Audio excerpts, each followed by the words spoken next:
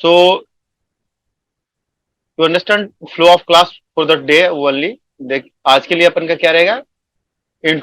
जो अपन का सी plus plus का इंट्रोडक्शन है कि सी प्लस प्लस क्या है, उसके फीचर्स क्या हैं, वो सी प्लस सी से अलग क्यों है, क्या हिस्ट्री रहा था, और कुछ दो चार प्रोग्राम्स देखेंगे अपन। लेकिन वो दो चार प्रोग्राम ऐसे करके नहीं, एक एक का एवरीवन का सिस्टम में इन्वायरमेंट इंस्टॉल्ड होनी चाहिए, सब कुछ होना चाहिए, ये जरूर करेंगे। तो जो लोग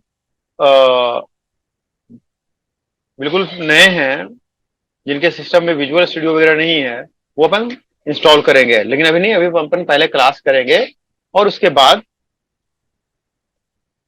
जो है सो कि अपन इसको करेंगे। ठीक है। और कल से एक सिस्टम मॉनिटरिंग पर भी रहेगा, उधर भी आपको वो चेक करेंगे। आज तक के लिए वो मॉनिटरिंग नहीं है, कल से वो मॉनिटरिंग भी रहेगा, मतलब मंडे से। तो थोड़ा सा ये है, इस बात को आप लोग करके चलिएगा कि मंडे से मैक्सिमम टाइम आप लोग कैमरा ऑन रखें, या फिर जब भी कहेंगे आपको कैमरा ऑन करना पड़ेगा। हाँ, कई एक बार नेटवर्क का इशू रहता है, मोबाइल डेटा रहता है, तो आप ऑफ कर सकते हैं, लेकिन अब उस केस में हम आपको जब ऑन करने कहेंगे तो आपको ऑन करना होगा। तो I think RC, Jitendra, Sudeshna, Shubham, Maithili, Prajakta, these students used to connect with me earlier. So कुछ लोग जो नए हैं उनके लिए माई सेल्फ जयप्रकाश कुमार, मैं आपका फैकल्टी हूँ, आपका ट्रेनर, जो आपको सी प्लस प्लस और दूसरा ऑब्जेक्ट ओरिएंटेड जावा की क्लासेस लूंगा, प्लस थ्रू आउट प्रोग्राम आपको मैं हेल्प करूंगा। मैं और अनुज सर जो हमारे प्रोग्राम कोऑर्डिनेटर हैं, सेंटर हेड हैं, वो और मैं दो वाइट्स के हैं, बाकी परमानेंट फैकल्टी हैं। बाकी इंडस्ट्री से अलग अलग लोग आते हैं, आपको module wise different different training provide करेंगे। बट उस समय मैं आपको जैसे पहले भी बताया था कि अपन जब हैं तो हम तो हमेशा के लिए हैं, कभी भी जुड़ जाते हैं। आप जब भी आपको प्रॉब्लम होता है आप हमें या अनुज सर को कहते हैं, हम लोग कनेक्ट हो जाते हैं। बट जब अदर रिसोर्सेस आता है ना, तो उसको आप बेस्ट यूज करें, ताकि उनको ये ना लगे कि वो इनको जाने के बाद भी कुछ रह गई तो हमें स्पेशल रिक्वेस्ट करना पड़े। अभी इन आप में से जो आज ज्वाइन किए हैं, कितने लोग हैं जो नॉन आईटी और सीएस से हैं? Raise your hand.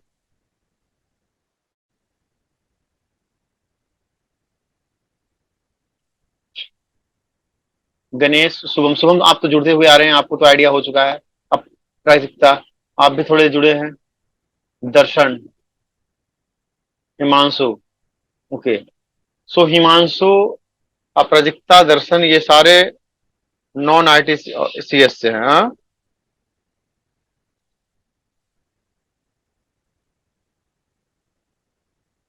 ठीक है,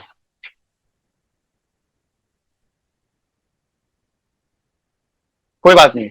आप लोग everyone having their system with himself, like क्या आप लोग के साथ अभी सिस्टम है? आप लोग, क्योंकि जो नॉन आईटी सीएस का है उनका सेट इन्वायरमेंट सेटअप करना मेरी प्रायोरिटी बन जाती है, कि उनका मुझे लैब के दौरान देखना पड़ेगा सिस्टम वगैरह। बाकी लोग से तो मैं उम्मीद करता हूँ कि आईटी और सीएस के हैं तो कुछ लैब किए होंगे, तो कुछ ऑलरेडी उनका सेटअप बना हुआ होगा, और वो जानते होंगे एडिटर क्या है, प्रोग्रामिंग कैसे होता है। तो इसलिए मैं पूछा था कि उन बच्चों को मैं अभी जब क्लास के बाद अपन जब उसकी बातें करेंगे लैब की, तो लैब के टाइम पे अपन को ये सारा देखना पड़ेगा। तो आज का जैसा कि सिलेबस बताया, कि आज का सिलेबस अपन को है कि सी प्लस प्लस क्या है और उसके बारे में। ठीक है। तो अपन फिर से वही उन्हीं सारी बातों का रिपीटेशन करते हैं कि सी प्लस प्लस से पहले ये अपन क्या पढ़ रहे हैं। आज का टॉपिक है सी प्लस प्लस प्रोग्रामिंग, ऐसा अब ये हमारा मॉड्यूल है। तो सी प्लस प्लस तो दूसरी चीज है, हमें ये समझना होगा कि प्रोग्रामिंग क्या है। क्यों है प्रोग्रामिंग, क्या है प्रोग्राम, ये सारी बातें हमने पहले भी क्लासेस में समझे थे कि हम किसी भी मैनुअल प्रॉब्लम को ऑटोमेशन देना चाहते हैं, देन वी हैव सॉल्यूशन, और उस सॉल्यूशन को हम किसी प्रोग्रामिंग लैंग्वेज में कोड करते हैं, उसको प्रोग्रामिंग कहते हैं। तो ऐसे ही एक लैंग्वेज है सी प्लस प्लस, जिसे आज हम पढ़ने जा रहे हैं। सो प्रोग्राम क्या है, वो सेट ऑफ इंस्ट्रक्शन है to achieve a task. Program क्या है, सेट ऑफ इंस्ट्रक्शन है to achieve a task. Sorry,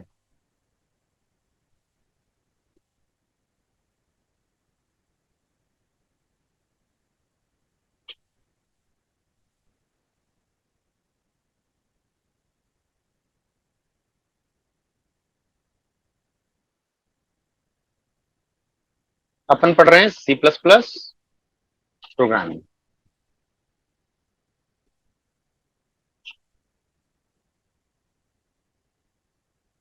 यही तो ठीक प्रोग्रामिंग, ठीक है। आज अपन इसी सेक्शन तक जाएंगे, गेटिंग स्टार्टेड वाला section, then will move so on. ये आपको सबको मिल गया होगा ऐसा। हाँ, there are two things, C++ and programming, both are the different part.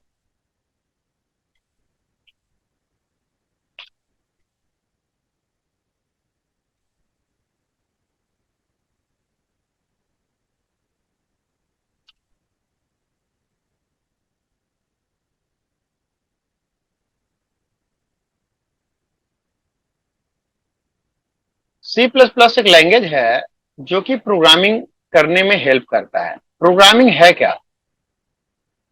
अगर मैं प्रोग्रामिंग के बारे में बोलूं तो सिंपल है कि programming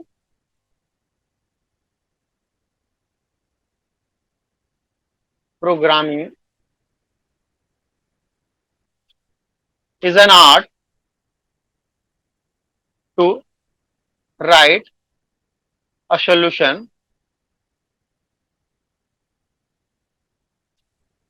into any programming languages.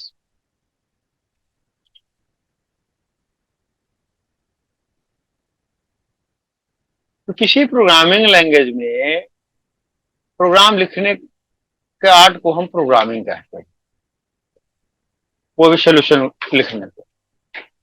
ठीक है, programming is an art to write a solution to any into any programming language. Any program, किसी भी प्रोग्रामिंग लैंग्वेजेस में हमें सोल्यूशन लिखने की आर्ट को हम क्या कहते हैं, प्रोग्रामिंग कहते हैं। ठीक है, और जो काम करता है उसको प्रोग्रामर कहते हैं। The person who writes program is programmer. So मैंने बोला एनी प्रोग्रामिंग लैंग्वेजेस, क्या एनी प्रोग्रामिंग लैंग्वेजेस। तो ये प्रोग्रामिंग लैंग्वेजेस क्या है कि जो लैंग्वेज प्रोग्राम लिखने में हेल्प करता है वो क्या है, प्रोग्रामिंग लैंग्वेजेस है। वैसा ही एक हमारे पास प्रोग्रामिंग लैंग्वेज है which is C plus plus. क्या है, C plus plus. C plus plus से पहले भी क्या कोई प्रोग्रामिंग लैंग्वेजेस था क्या? Prior to C plus plus is there any programming languages? जो हम हिस्ट्री ऑफ प्रोग्रामिंग लैंग्वेजेस पढ़े थे, अगेन वो सारी चीजें, वो सारे कैरेक्टर्स आएंगे कि in evolution of programming languages we have different kind of programming languages. In evolution, in evolution to programming language,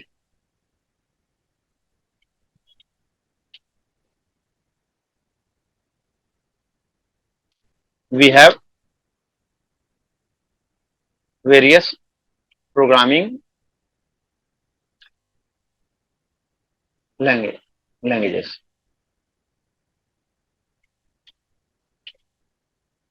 पहला हमारे पास सबसे पहले कौन सा था? सबसे फर्स्ट कौन सा था? मशीन।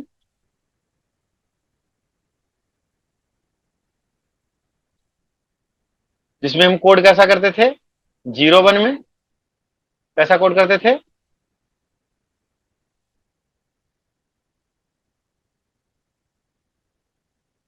मशीन लैंग्वेज, जिसमें हम कोड करते थे 01 में बाइनरी में। फिर हमारे पास कैसा प्रोग्रामिंग आया?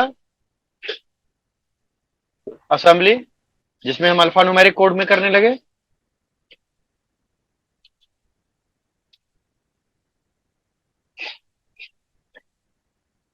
AX, MV5, like this. फिर हमारे पास क्या आया? हाई लेवल लैंग्वेजेस,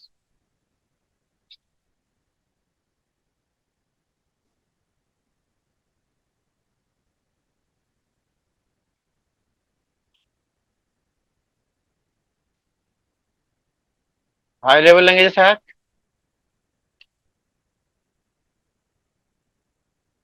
जिसमें हम क्या इंग्लिश में करने लगे। हाँ, अपने लैंग्वेजेस में हमें प्रोग्रामिंग की आसानी हो गई प्रोग्रामिंग करने में। और इसके बाद भी और सारी प्रोग्रामिंग लैंग्वेजेस आया जो और एवरग्रीन हो गया और आसान हो गई। वो तो क्या हो गया? 4GL, sorry, 4GL, fourth generation programming languages, जो कि डीबीज और उसकी एपीआई के बारे में बात करती है, ओरेकल एपीआई, एसक्यूएल एपीआई, ऐसा। ठीक है। बट क्या ये प्रोग्रामिंग लैंग्वेजेस जो हैं वो किसी कैटेगरी को बिलोंग करते हैं क्या, ये हाई लेवल लैंग्वेजेस? सो हाई लेवल लैंग्वेजेस में हमने पहले पढ़ा कि हमारे पास जो सी और सी प्लस प्लस था, सॉरी सी था, वो कैसा लैंग्वेज था? एक प्रोसीजरल लैंग्वेज था। जो हमारा पहला प्रोग्रामिंग लैंग्वेज था जो सी था, इसमें दो तरीका था। एक क्या था? प्रोसीजरल प्रोग्रामिंग लैंग्वेज,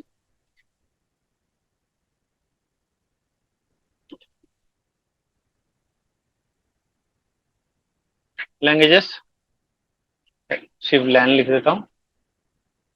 ठीक है। और दूसरा था हमारे पास क्या? अभी आया ऑब्जेक्ट ओरिएंटेड, जो हमारा सी प्लस प्लस है।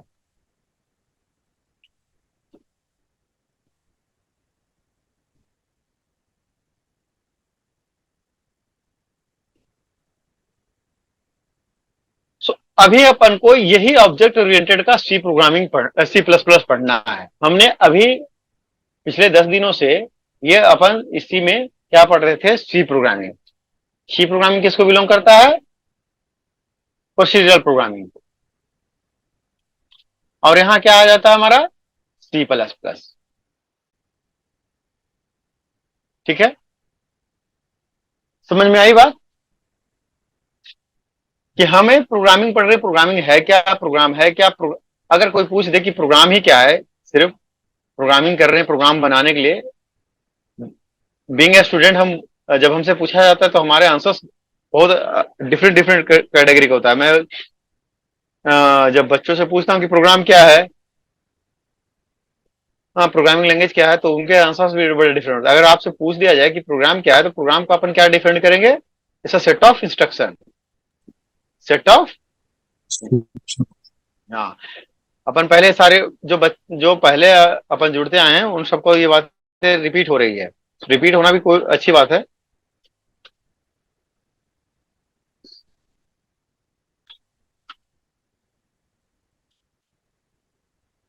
Achieve a task. ठीक है।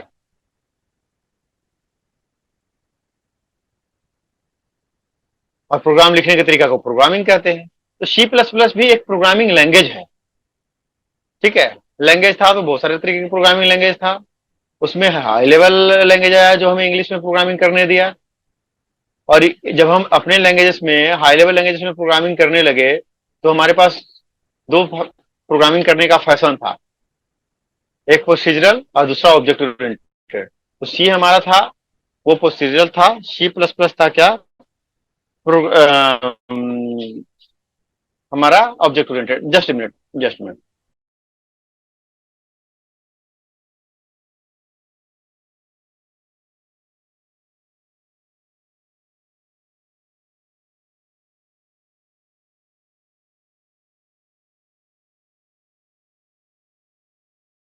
Sorry for interruption. सॉरी। हाँ, so we were discussing about the programming languages. So when we were in machine language, at that time we do not require any kind of machine to convert our programming source code to the machine understanding code, because यहाँ programming ही 0-1 में होती थी, तो हम बड़े आराम से programming कर पाते थे। कोई भी इंटरमीडिएट मशीन की जरूरत नहीं होती थी, लेकिन उस समय बहुत ही साउंड नॉलेज होना था, चाहिए था प्रोग्रामिंग करने के लिए, क्योंकि वहां कुछ भी अगर हम प्रोग्रामिंग में एरर्स आते थे, बग्स आते थे, उसको डीबग करने में बहुत ही दिक्कत होती थी, क्योंकि कौन सा 0 का 1 है, वो पूरी प्रोग्राम की फ्लो हमारी खराब हो जाती थी। जैसे ही हमारे प्रोग्रामिंग में थोड़ा सा ईज आया करने में असेंबली लैंग्वेज से, जब हम अल्फा न्यूमेरिक कोड्स, जिसको हम मेनोमोनिक्स बोलते हैं, वो हम यूज करने लगे थे, बट वो मेनोमोनिक्स, वो अल्फा न्यूमेरिक कोड कंप्यूटर नहीं समझती थी। कंप्यूटर क्या है, हमारा डिस्क्रीट मशीन है, 0-1 समझता है।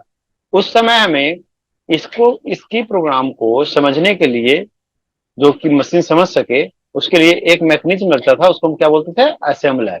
असेंबलर वो सॉफ्टवेयर था जो कि असेंबली लेवल लैंग्वेज को high level machine understanding format में कन्वर्ट करता था। सिमिलरली हाई लेवल लैंग्वेज जो हम अपने ऑन लैंग्वेजेस में, लाइक इंग्लिश लैंग्वेज में हम लिखने लगे सिंटैक्सेस, उसको कन्वर्ट करने के लिए we have a machine which is known as compiler and interpreter.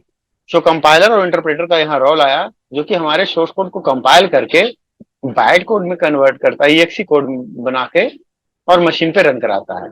जब हम सी या C++ के प्रोग्राम को एग्जीक्यूट करते हैं, तो सबसे पहले कंपाइलर क्या करता है, उसको चेक करता है। कंपाइलर उसको उस सोर्स कोड को ऑब्जेक्ट कोड में कन्वर्ट करता है। फिर लिंकर आता है। लिंकर का रोल ये आता है कि उसमें जितने भी फंक्शंस रिक्वायर्ड हैं, उस फंक्शन को लेके आए और फिर सबका लिंक करके उसको EXE कोड जनरेट करके दे। ये हम फ्लो पहले भी डिस्कस किए हैं। तो वो क्या करता है कि हमारा सोर्स कोड बाइट कोड में EXE कोड में कन्वर्ट हो जाता है, और फिर वो EXE कोड हम रन करते हैं। तो चूंकि पहले जैसे हम टर्बो की आईडी या दूसरे आईडीज पे करते थे, तो ये चीजें थोड़ी बहुत देखने को, थोड़े मैसेजेस आते थे। जैसे जैसे आईडीज में डिफरेंट डिफरेंट आईडीज आया और आईडी में इन्हांसमेंट आई, तो अब ये चीजें पता भी नहीं चलती। जैसे अपन जिस आईडी पे प्रैक्टिस करेंगे वो है visual studio code. VS code में इवन इतने एक्सटेंशन है कि C++ के प्रोग्राम भी हो जाते हैं। इवन जैसे हम दूसरे प्रोग्राम को रन करके क्लिक करते हैं ना, और रन करके भी रन हो जाती है, हाँ, कोड रनर एक्सटेंशन के थ्रू। तो ऐसे ही अपन आपको अब इंटरनल इंप्लीमेंटेशन उतनी बरीड नहीं होता है, अपन को क्या होता है, सिर्फ लॉजिक लगाना होता है। तो ये अपन क्या पढ़ने जा रहे हैं, एक प्रोग्रामिंग जिसका नाम क्या है, C++। ठीक है, क्या है, C++। अपन प्रोग्रामिंग लैंग्वेजेस पढ़ने जा रहे हैं। क्या है वो C++? हाँ?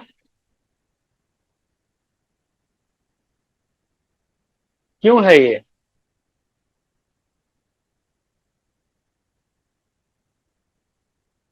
तो आपको बताऊं कि इसमें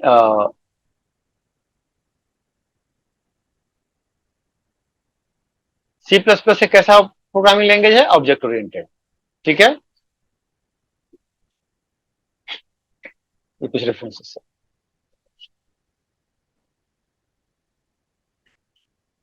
C++ को 1983 में ये शख्स ने बताया था, बेजार्ने स्टोरसॉफ्ट। इन्होंने C++ को बनाया था। पहले C++ के एवोल्यूशन की बात करूं तो सबसे पहले इसका नाम था C with classes. C with classes इसका नाम था। बाद में इसको रीनेम करके, हाँ, एक general purpose object oriented language का नाम दिया गया। ठीक है, तो आपको ये आप देख सकते हैं बहुत सारे एवोल्यूशन हैं। 83 के बाद बहुत सारे आया, लेकिन कुछ स्टैंडर्ड जो है, जो फर्स्ट C++ स्टैंडर्ड 1988 में था, जिसको हम बोलते थे C++98। उसके बाद दूसरा स्टैंडर्ड आया 2003 में, उसको बोलते हैं C++03। ठीक है, एक माइनर था। ऐसे ही बहुत सारे चीजें ऐड ऑन हुई इस प्रोग्रामिंग लैंग्वेजेस के अंदर। 2011 में सी प्लस प्लस में मेजर चेंजेस आई, 14 में, 17 में, अभी 22 है। देखिए कुछ एवोल्यूशन है सी प्लस प्लस का, जो अपन को आज पढ़ना है ना कि एवोल्यूशन कब से हुआ। हाँ, तो अपन ने बताया कि 1983 में एटीटी बेल लेबोरेटरी के अंदर बजारने स्टोटफ ने ये प्रोग्रामिंग बनाया था, जिसका नाम उसने रखा पहले क्लासेस विथ सी। हाँ, क्योंकि इसकी मदर लैंग्वेज क्या थी, सी थी। सी के ही सिंटेक्स है, सी के जैसा ही हम सिंटेक्सेस लिखते हैं। उसमें भी प्री प्रोसेसर है, इसमें भी प्री प्रोसेसर है। उसमें भी इंक्लूड कीवर्ड यूज करते हैं अपन, इसमें भी इंक्लूड कीवर्ड अपन यूज करते हैं, ठीक ना। और हेडर फाइल्स उसमें भी लगाते हैं, इसमें भी लगाते हैं। मेन में कोई भी सी प्रोग्राम एग्जीक्यूट करता है मेन से, ये भी मेन से एग्जीक्यूट करता है, जब तक कि हम क्लासेस के कॉन्सेप्ट ना लाएं। अगर क्लासेस के भी कॉन्सेप्ट लाते हैं तो भी एग्जीक्यूशन मेन से ही होता है, फिर वो रिडायरेक्ट होती है। तो ऐसे ही पहले इसकी मदर लैंग्वेज सी थी, तो बाद में इसको इन्हांस किया गया। पहले इसको नाम दिया गया सी विद क्लासेस, फिर बाद में इसको as a general purpose programming language बना के और इसको नाम दे दिया गया कि सी प्लस प्लस। इसका ऑल्दो जैसे सी हमारा 72 से स्टार्ट हुआ था, तो इस पे जो काम 79 से शुरू हो गया था। जो क्लास सी विथ क्लासेस आया था वो 79 में आई थी, फिर बाद में इसको आपको 83 के अंदर सी प्लस प्लस के नाम दिया गया। और बहुत सारी कंपनियां आज इस पे काम करते हैं, जो कंपाइलर डिजाइनिंग गेमिंग कंसोल पे काम करती है, ठीक है, वो सारे किस पे काम करती है, सी प्लस प्लस पे काम करती है, क्योंकि इसमें बहुत सारे इनहांस फीचर्स हैं, ठीक है। तो देखिए फिर 98 में मैंने बोला कि सबसे एक मेजर एक स्टैंडर्डाइजेशन किया गया इस प्रोग्रामिंग लैंग्वेज का और दिया गया सी प्लस प्लस 98, ठीक है।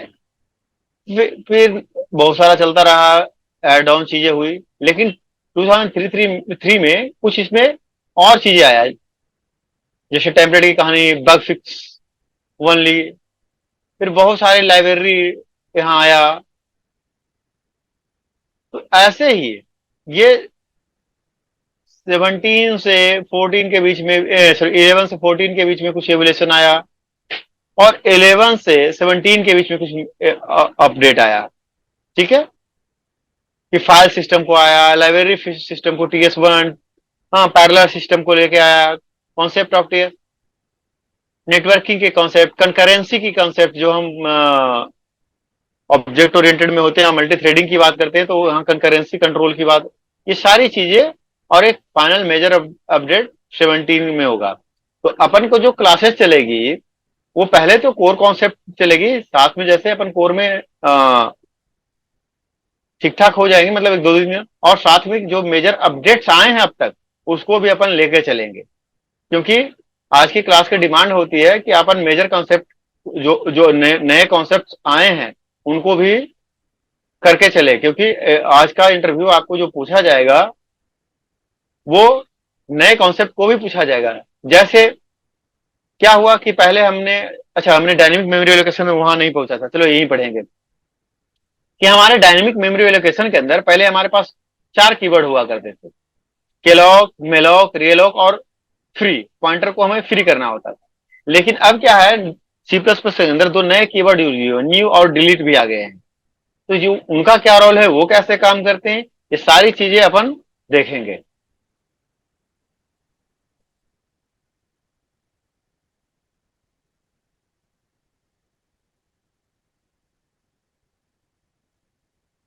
कि अभी जो सी प्लस प्लस है वो क्या है, सी प्लस प्लस का स्टैंडर्ड लाइब्रेरी जो है, सी का standard library plus STL standard template library. जो एसटीएल का कॉन्सेप्ट आया है वो बाद में आया है। एसटीएल कौन डिजाइन किया है, ये शख्स ने डिजाइन किए हैं, एलेक्जेंडर साहब ने। उसमें क्या क्या कॉन्सेप्ट आ गए, उसमें कंटेनर के कॉन्सेप्ट आ गए। जैसे आप लोग जो भी थोड़ा सी प्लस प्लस या जावा पढ़े होंगे या कलेक्शंस का थोड़ा बहुत, उसमें लिस्ट होता है, वेक्टर होता है, सेट होता है, मैप होता है, उसमें आइटरेटर्स होते हैं। Yes sir. तो आए। हाँ, ये सारी चीजें अब सी प्लस प्लस में भी आ गई है, through STL standard template library के थ्रू। और वो एक एसटीएल के थ्रू हम सारे चीजें यूज करते हैं, और इनको डिजाइन करने वाले कौन है? एलेक्जेंडर अस्ट्रोनॉव। ठीक है, ये सारी चीजें अपन करके चलेंगे। तो अभी ये सारी बातें अपन की है कि अब इससे पहले हमारे पास प्रोसीजर प्रोग्रामिंग था, then we have object oriented plus object oriented के बारे में भी हम अगर बात करें तो देखिए यहाँ बड़ा ये कॉन्सेप्ट थोड़ी सी क्लियर हो जाएगी। मैं थोड़े से कैमरा ऑफ करता हूँ, एक मिनट आपकी इजाजत से, मतलब जल ले रहा हूँ।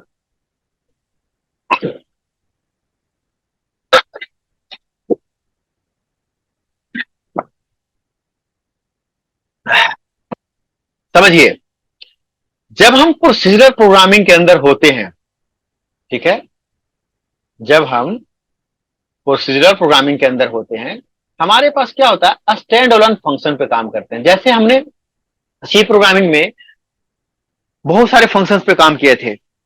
हाँ, पहले लाइब्रेरी फंक्शंस को देखे, फिर हमने यूजर डिफाइंड फंक्शन में चारों तरीका देखा। वो कौन कौन से चार तरीके थे चेतन, यूजर डिफाइंड फंक्शन का? थोड़ा सा इंटरेक्टिव रहना चाहिए क्लास।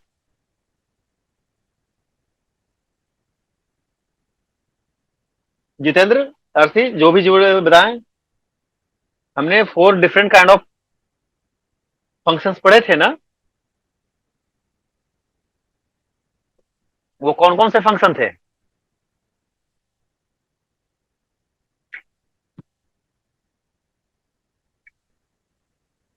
आप लोगों को आवाज मिल रही है?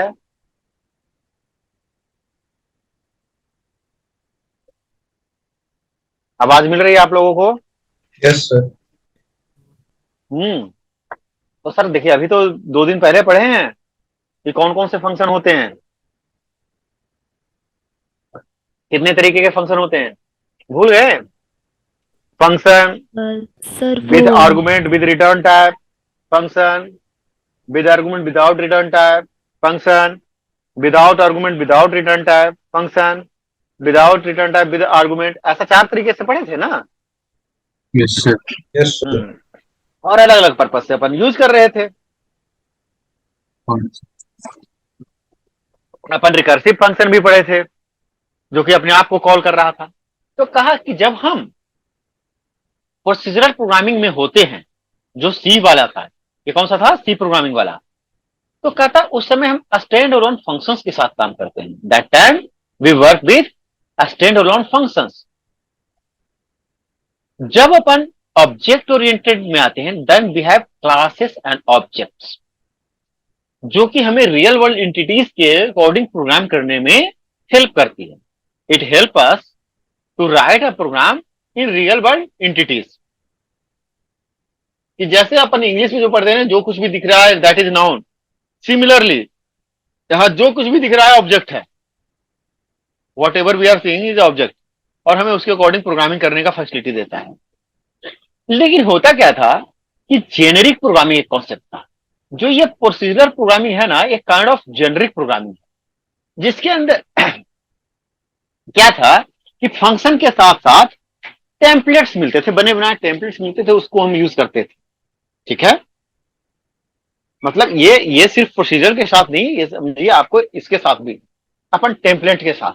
लेकिन ऑब्जेक्ट ओरिएंटेड फंक्शनल प्रोग्रामिंग नहीं हुआ था। अब फंक्शनल प्रोग्रामिंग और ऑब्जेक्ट ओरिएंटेड में क्या डिफरेंस है बच्चे? इस चीज को ना अभी ये क्लियर करके चलना।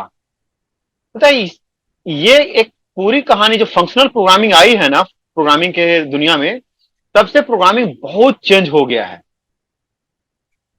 आपको मेन मेजर सब्जेक्ट के रूप में इस में अक्सर बच्चे देखता हूं कि जावा की तरफ जाते हैं, जावा टेक्नोलॉजी की तरफ जाते हैं। जावा भी ऑब्जेक्ट ओरिएंटेड प्रोग्रामिंग था, बट वो फंक्शनल प्रोग्रामिंग नहीं था, इसलिए उसने अपना मार्केट शेयर काफी खो दिया था। बाद में उसको अपने आप को फंक्शनल प्रोग्रामिंग लाना पड़ा। उसमें क्या लाना पड़ा? Lambda expression. जो हम जावा 8 के फीचर्स पढ़ते हैं ना, वो सारे फंक्शनल प्रोग्रामिंग पे बेस्ड है। ठीक है, तो यहां पहले प्रोसीजरल में हमें स्टैंडअलोन फंक्शन, फिर हमारे पास एक प्रोग्रामिंग का स्टाइल आया क्या? ऑब्जेक्ट ओरिएंटेड, जहां हम क्लास और ऑब्जेक्ट्स के बात करने लगे, और भी जो 4 फीचर्स है ओप्स का वो सारे फीचर्स भी हम डिस्कस करेंगे, ठीक है। Sir standalone means? मतलब सिर्फ फंक्शंस आपके पास है, कोई ऑब्जेक्ट और कोई क्लास की कॉन्सेप्ट नहीं है। अपन क्या करते थे उसमें, कुछ भी अचीव करना होता था फंक्शन बनाते थे, फंक्शन के अंदर फंक्शन कॉल करते थे, ऐसा करते थे। मतलब कुछ भी काम कराना था सी या सी के प्रोग्राम से, तो अपन का एक फंक्शन ही एक मात्र तरीका था उसको टास्क को करवाने का। और भी और कोई दूसरा तरीका नहीं था अपन के पास। अपन के पास सिर्फ क्या था, एक फंक्शन का ही तरीका था अचीव करने के लिए। या लाइब्रेरी फंक्शन ले ले या अपने फंक्शन बना ले, कोई क्लास कोई ऑब्जेक्ट ऐसा तो कोई कॉन्सेप्ट नहीं था अपन के पास। बट जब अपन के पास ये कॉन्सेप्ट आया ऑब्जेक्ट ओरिएंटेड का, तब क्या हुआ, क्लास मिला और ऑब्जेक्ट्स मिले। और फिर कहानी क्या आया, इनहेरिटेंस, पॉलीमॉर्फिज्म, एब्स्ट्रैक्शन, इनकैप्सुलेशन, ये सारे ऑब्जेक्ट ओरिएंटेड के फीचर्स। फिर हमारे पास जेनेरिक प्रोग्रामिंग आया कि भाई ऐसा है कि कुछ चीजें टेम्पलेट के रूप में आए, कि जैसे हम डेटा को स्टोर करते हैं तो डेटा को स्टोर करने के लिए we require different kind of structures. So जब हम पढ़ते हैं कि हमारा वेक्टर एक डेटा स्ट्रक्चर है, क्या है वेक्टर, क्या है, एक डेटा स्ट्रक्चर है। वो कैसा डेटा स्ट्रक्चर है, जेनेरिक डेटा स्ट्रक्चर है। कैसा डेटा स्ट्रक्चर है, एक जेनेरिक डेटा स्ट्रक्चर है। वो सबसे पहले था। उसके बाद then we have array list और समथिंग। तो सबसे हमारा जेनेरिक कौन है, वेक्टर, अगर उस टेक्नोलॉजी की वजह जावा की बात करें तो, ठीक है।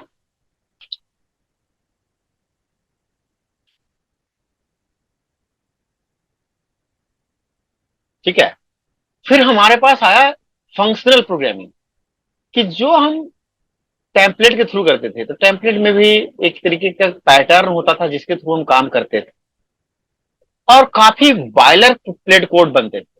बायलर प्लेट कोड पता है क्या होता है, रिपीटेड कोड, जो चीजें बार बार रिपीट होती है। कुछ चीजें, कुछ क्लासेस, कुछ फंक्शन को हमें बार बार रीराइट करना पड़ता था। तो उन सबको हटा के हमारे पास आ गया फंक्शनल प्रोग्रामिंग, जो कि बायलर प्लेट कोड को रिमूव किया और लाइन ऑफ कोड को कम किया। और आईटी इंडस्ट्री में आपका सबसे बड़ी है कि जो कोस्टिंग निकलती है सॉफ्टवेयर के, वो लाइन ऑफ कोड पे निकलती है, कि कितने लाइन का कोडिंग कर रहे हैं उस प्रोजेक्ट को कंप्लीट करने में। तो जितना लंबा लाइन ऑफ कोड रहेगा, मतलब उतना अधिक रिसोर्स लगेगा, और अधिक रिसोर्स लगेगा और टाइम भी अधिक लगेगा। तो फंक्शनल प्रोग्रामिंग आने से क्या हुआ कि वो प्रोग्रामिंग कॉम्पैक्ट हो गया। उसमें जो है सो कि बायलर प्लेट कोड्स हट गए। तो अपन जो ये ऐसा देखे थे ना, ये एक ऑपरेटर ऐसा अपन देखे थे, ऐसा एक ऐसा अपन ऑपरेटर देखे थे ना अभी, एक ऐसा ऑपरेटर अपन देखे थे ना, यस किसमें, सर। स्ट्रक्चर टू पॉइंटर में। Yes sir. Yes sir. और मैं बताया था कि यही फंक्शनल प्रोग्रामिंग के अंदर क्या है, लैम्डा एक्सप्रेशन है। इसी को अपन क्या बोलते हैं, लैम्डा एक्सप्रेशन बोलते हैं। यही चीजें लैम्डा है, ठीक है। वो फंक्शनल प्रोग्रामिंग के लिए यूज होता है, ठीक ना।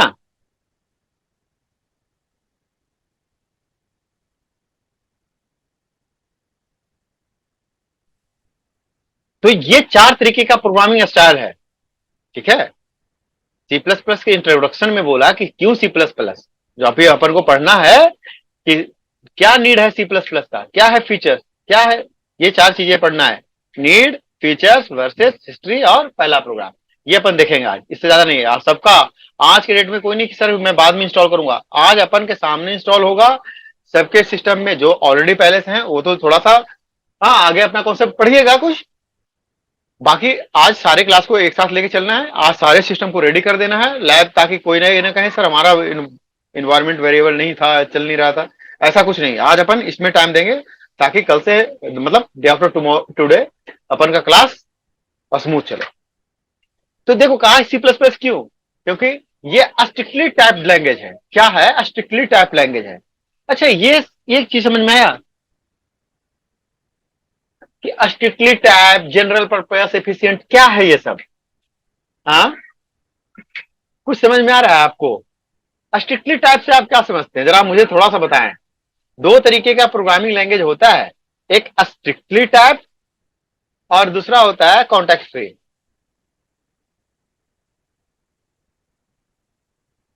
स्ट्रिक्टली टाइप लैंग्वेज क्या होता है?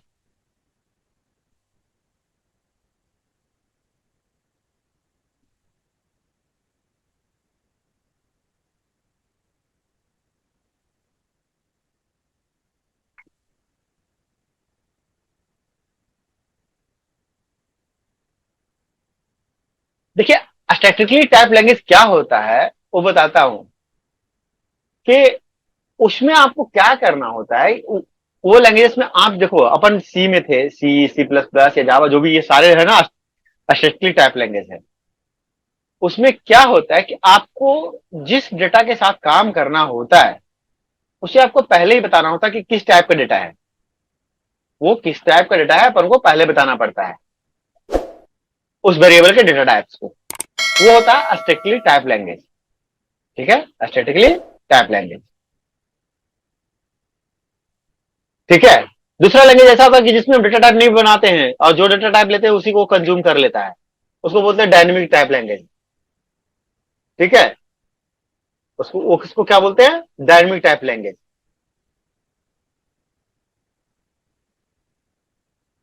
और इसी को स्ट्रांगली टाइप भी बोलते हैं और वीकली टाइप भी बोलते हैं। कई एक जगह देखिए और टर्म रहेगा, जैसे यहां ये टर्म है ना स्ट्रिक्टली टाइप, तो कई एक जगह पे इसको ये भी रहेगा कि आपको लिखा रहेगा स्ट्रांगली टाइप। ठीक है,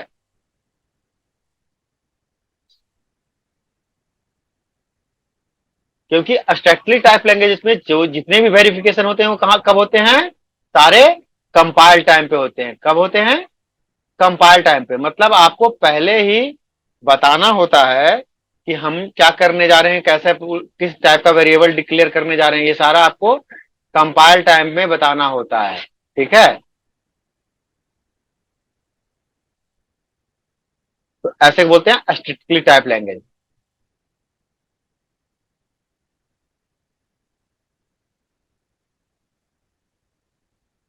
ठीक है, और डायनेमिक लैंग्वेज में रन टाइम पे। तो डायनेमिक लैंग्वेज का कुछ आपको है पता, कौन कौन सा लैंग्वेज है जो डायनेमिक रूप में कंज्यूम करता है? आप कोई भी डायनेमिक लैंग्वेज पे काम किए हैं क्या?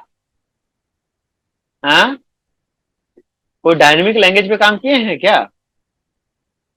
Any idea? और मुझे लगता है जो कंप्यूटर साइंस के हैं वो सबने काम किया होगा थोड़ा बहुत। हाँ, उसमें प्री डिफाइंड डेटा टाइप में नहीं, ऐसा देखिए मैं क्या बताया, स्ट्रिक्टली टाइप वो लैंग्वेज होता है जिसको हम कंपाइल टाइम पे बताते हैं कि हम कौन से डेटा टाइप का वेरिएबल कैसा यूज करने जा रहे हैं। और डायनेमिकली टाइम को हम नहीं बताते हैं कि कौन सा वेरिएबल यूज होना, रन टाइम पे वो डिसाइड कर लेता है कि कौन से वेरिएबल के साथ होना है। तो आप यस में से पीएचपी पे किसी ने काम किया है, तो पीएचपी क्या है? डायनेमिकली टाइप है। चलो पीएचपी पे नहीं किया, जावास्क्रिप्ट पे काम किया ना। यस सर हम जावास्क्रिप्ट में क्या लिखते हैं वेरिएबल डिक्लेयर करे? वीआर लिखते हैं ना। यस सर हमने थोड़ा नहीं लिखते कि इंट वीआर है, और जो भी देते हैं इस वीआर में ले लेता है ना। यस सर तो वी वो क्या है? डायनेमिकली टाइप लैंग्वेज है जावास्क्रिप्ट। जबकि जावा क्या है? स्टैटिकली टाइप्ड है। ठीक है,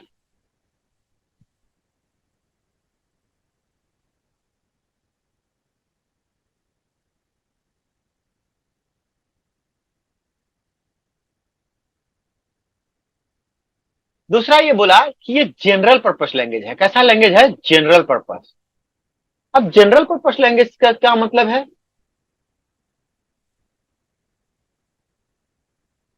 कि इसका हम कई एक मायने में हम यूज कर सकते हैं। ठीक है,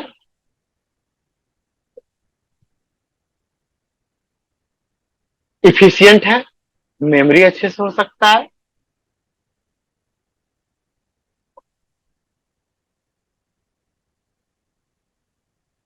ठीक है,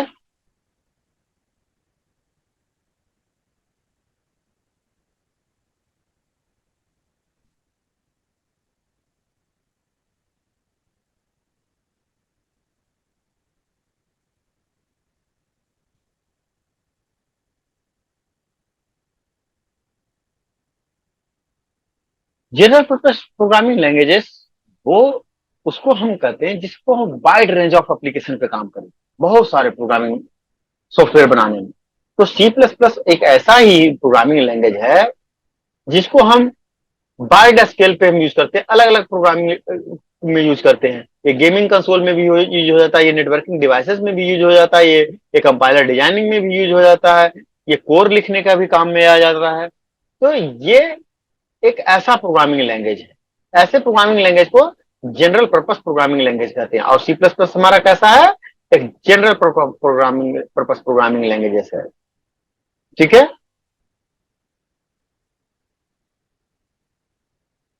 उसके बाद बोलता है क्या है कि वो इफिशियंट है। इफिशियंट है कहने का मतलब इसमें हमारा जो मेमोरी मैनेजमेंट होता है वो डायनेमिकली भी कर सकते हैं, अक्सर रन टाइम भी कर सकते हैं। ठीक है। ये काफी कुछ कॉम्पैक्ट रूप में काम करता है, और ये मल्टीपल ये चारों सपोर्ट करता है, वो मैं आपको बता ही दिया। और क्या है कि सी प्लस प्लस क्या पोर्टेबिलिटी है, recompilation without making changes in the source code means portability, कि हम इसको सोर्स कोड में बिना चेंज किए हुए भी हम काम कर सकते हैं, रन करा सकते हैं, मतलब ये पोर्टेबल भी है।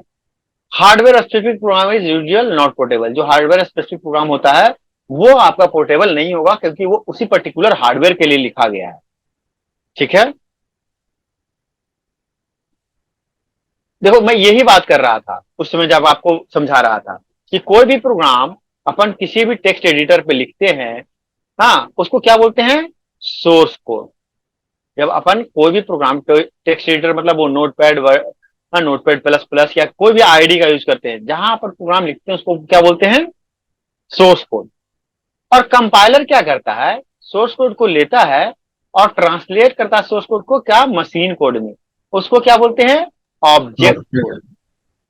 वो क्या बनता है, ऑब्जेक्ट कोड। ठीक है। बाद में लिंकर जो एडिशनल लाइब्रेरी जो हम मैथ डॉट ए चाहिए और वो इसके लिए फंक्शन यूज करते हैं, वो क्या करता है, वो ऑब्जेक्ट कोड को एडिशनल कोड के साथ, लाइब्रेरी वाले कोड के जो हम जो जो जितने भी लाइब्रेरी डॉट एच यूज करते हैं उसके कोड को मिला के एक एग्जीक्यूटेबल कोड बनाता है। तो जो देख रहे थे ना अपन, जब हम वीसी प्लस प्लस में थे, हम लिखते थे ए डॉट ई एक्स, वो एग्जीक्यूटेबल कोड बन के आया है। वो उसे हम रन कराने का काम करते हैं एग्जीक्यूटेबल कोड को। तो सोर्स कोड पहले कन्वर्ट होता है बाइट कोड में, और बाइट कोड कन्वर्ट होता है एग्जीक्यूटेबल कोड में। अंडरस्टैंड।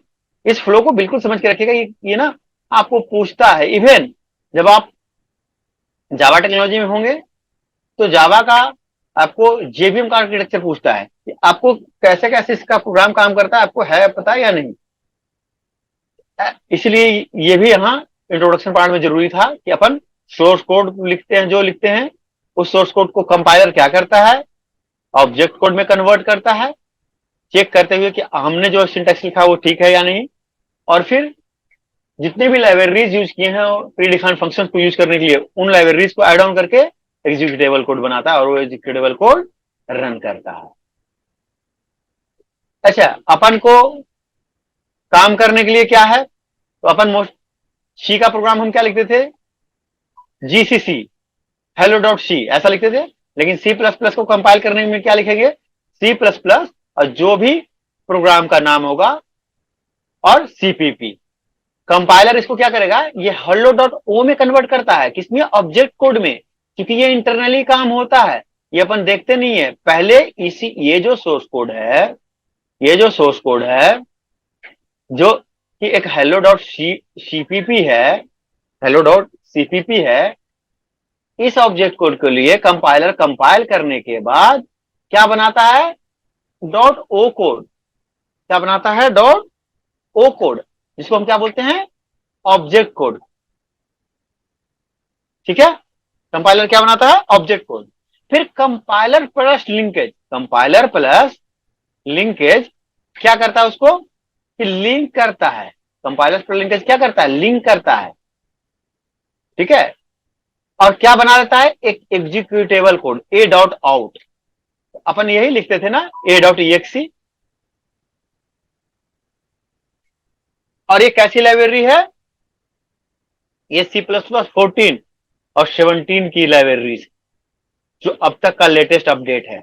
तो जो पहले अपन उस पे काम करते थे ना, टर्बो वाले पे, तो टर्बो वाले पे ऐसा कुछ नहीं होता था, नहीं दिखता था। ठीक है ना? तो जो अपन VS कोड वगैरह पे करते हैं, हाँ, उस पे ये दिखता है। ठीक है, क्लियर है ये बातें? ये अपन का सोर्स कोड Yes, कुछ भी sir. लिखते हैं जिसका नाम होता है hello.cpp। कंपाइलर उसको लेता है।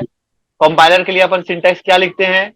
ये अपन सिंटैक्स ये लिखते हैं कि GCC hello.cpp, sorry G plus plus, क्योंकि C++ है तो G प्लस प्लस hello.cpp, उस फाइल का एक्सटेंशन।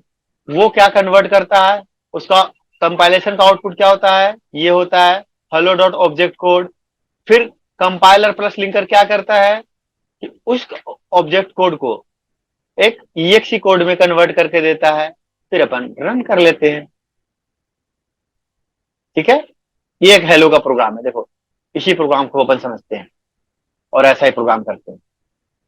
अपन को C++ का प्रोग्राम, कोई भी कमेंट करना हो, दो तरीके से कमेंट करते हैं। इसको क्या बोलते हैं?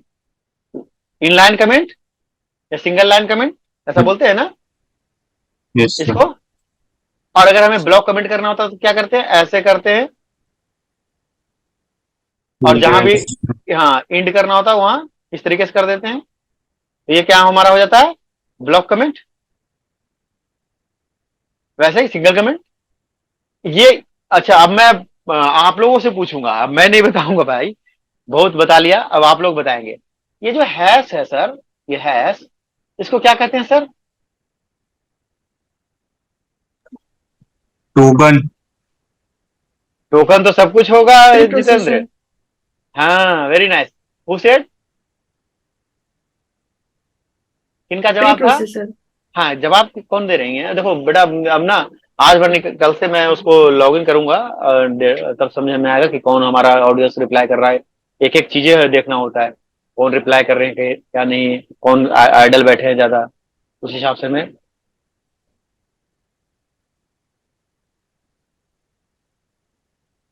ये हमारा क्या है प्री प्रोसेसर है। क्या है? Pre processor.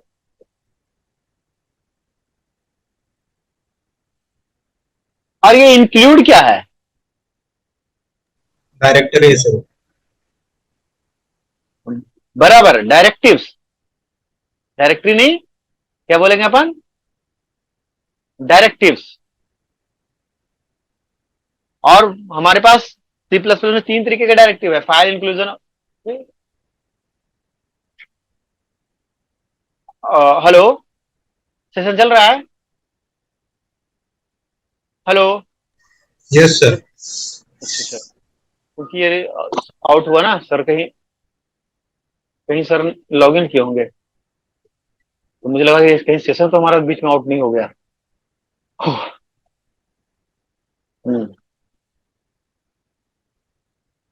इंक्लूड हमारा डायरेक्टिव है। हमारे पास तीन तरीके का डायरेक्टिव है। फाइल इंक्लूजन डायरेक्टिव, हाँ, आगे हम अपन देखेंगे इन सारे के बारे में। तो ये इंक्लूड क्या है? डायरेक्टिव्स है। और आईओ स्ट्रीम क्या है? अच्छा, इसको, Stand and हाँ, देखिए यहां लिखा भी है कि हैश प्री प्रोसेसर है। हैश हमारा क्या है? प्री प्रोसेसर है। इंक्लूड हमारा क्या है? एक डायरेक्टिव्स है। और ये क्या है? एक हेडर फाइल है ना? क्या है? एक लाइब्रेरी फाइल है। क्या है? लिब फाइल्स। ये भी लिख सकते हैं कि क्या है? एक लाइब्रेरी फाइल है। क्या? आईओ स्ट्रीम, मतलब इनपुट आउटपुट स्ट्रीम, उसका हेडर फाइल है। ठीक ना? अपन जब टर्बो पे होते हैं तो ये लिखने की जरूरत नहीं होती है, लेकिन जब हम VS कोड में होंगे तो अपन को ये लिखना पड़ेगा, यूजिंग नेम स्पेस स्टैंडर्ड। ठीक है, एक एक नेमिंग स्पेस का स्टैंडर्डाइजेशन तरीका है कि अपन को ये लिखना पड़ेगा, यूजिंग नेम स्पेस std।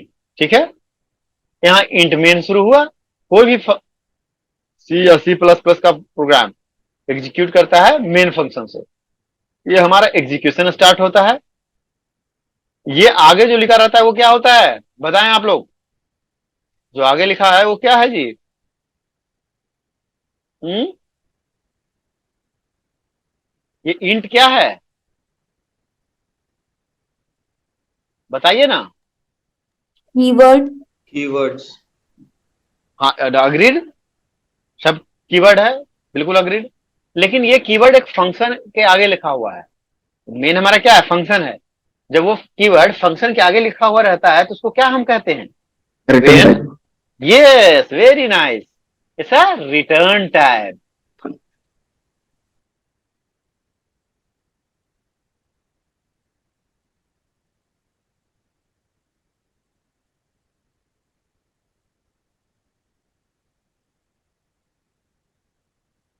ये रिटर्न टाइप है। ये नेम ऑफ फंक्शन हुआ। ये जो देख रहे हैं पैरेंथेसिस, इसको क्या बोलते हैं? पैरेंथेसिस और की यूज होता है आर्गुमेंट के लिए। आर्गुमेंट। हाँ, ये यूज होता है आर्गुमेंट के लिए। और ये जो करली ब्रेसेस है, इसको करली ब्रेसेस बोलते हैं।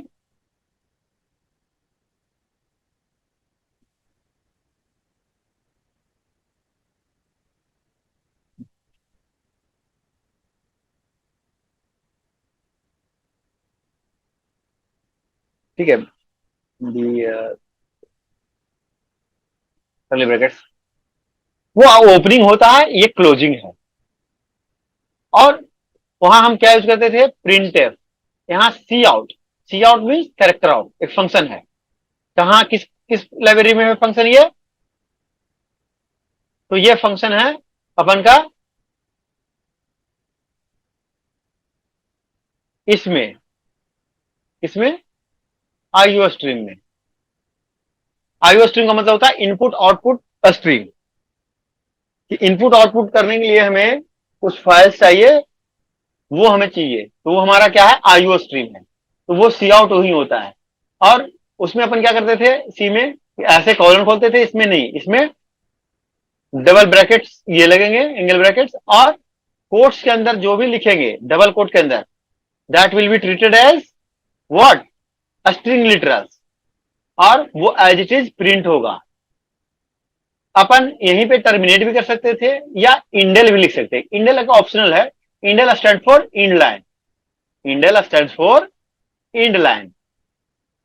ये अब यहां हमारा लाइन खत्म हो रहा है, ये इंडेल है, इंड वन मत समझना, ये इंडेल है। ठीक है, कितने लोग इंड वन लिख देते हैं, वो गलत है, इंडेल है, इंड लाइन, कि लाइन इंड हो रहा है। ये लिखे, चाहे तो हम यहीं पे टर्मिनेट कर दें कि भैया ये हमारा टर्मिनेट हो गया। टर्मिनेट के लिए हम सेमी कॉलन यूज करते हैं ना, सेमी कॉलन क्या होता है? हमारा टर्मिनेटर होता है। ठीक है, ये बताया ना कि सी आउट कहां है हमारा? आईओ स्ट्रीम से आ रहा है। ठीक है, तो ये एक ऐसा सी प्लस प्लस का हमारा प्रोग्राम का फ्लो होता है। चलिए हम pre processor, line start with the hash directives, फिर कंपाइलर का रोल आता है, फिर लिंकर का रोल आता है। ठीक है, ठीक है। तो हमने कहा था ना कि तीन तरीके का प्री प्रोसेसर होता है, डायरेक्टिव्स होता है। तो प्री प्रोसेसर डायरेक्टिव होता है, कौन कौन सा होता है? फाइल डायरेक्टिव की वैल्यू जो हैश डिफाइन करके लिखते थे, याद है? हमने लिखा था ना, एक डिफाइन वाला देखा था ना, क्या लिखा था? हैश डिफाइन मैक्स 5 लिखे थे ना। वहां हम क्या करते थे? एक की बना दिए थे, क्या? मैक्स के नाम से। मैक्सिमम। और उसकी वैल्यू क्या दे दिए थे? 5, जो अपन यूज किए थे हाईएस्ट और स्मॉलेस्ट और लार्जेस्ट वैल्यू निकालने के लिए।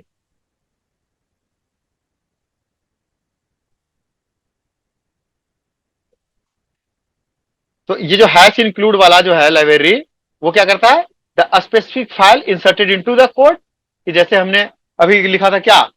हैश इंक्लूड आईओ स्ट्रीम, कि भैया इनपुट आउटपुट स्ट्रीम का फाइल इंक्लूड करो, क्योंकि अपन को रिक्वायर्ड है इनपुट आउटपुट स्ट्रीम का फाइल।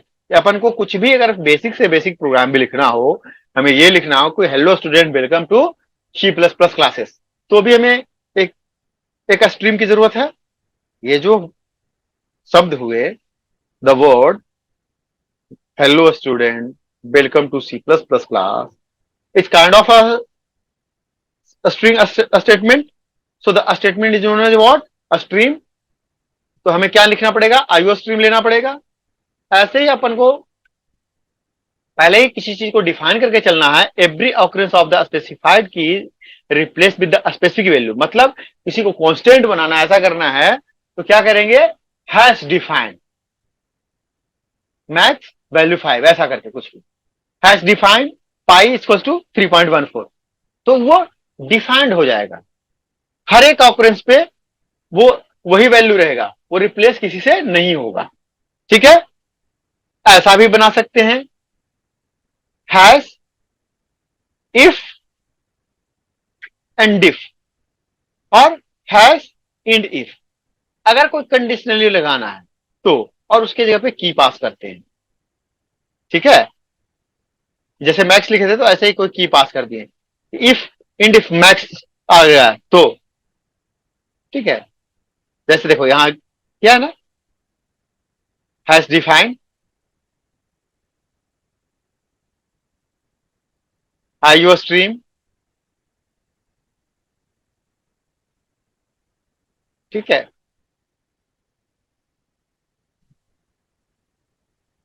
हेडर फाइल्स के बारे में बोल रहा है कि सी प्लस प्लस के हेडर फाइल्स, जैसे अपन आईओ स्ट्रीम लेते हैं,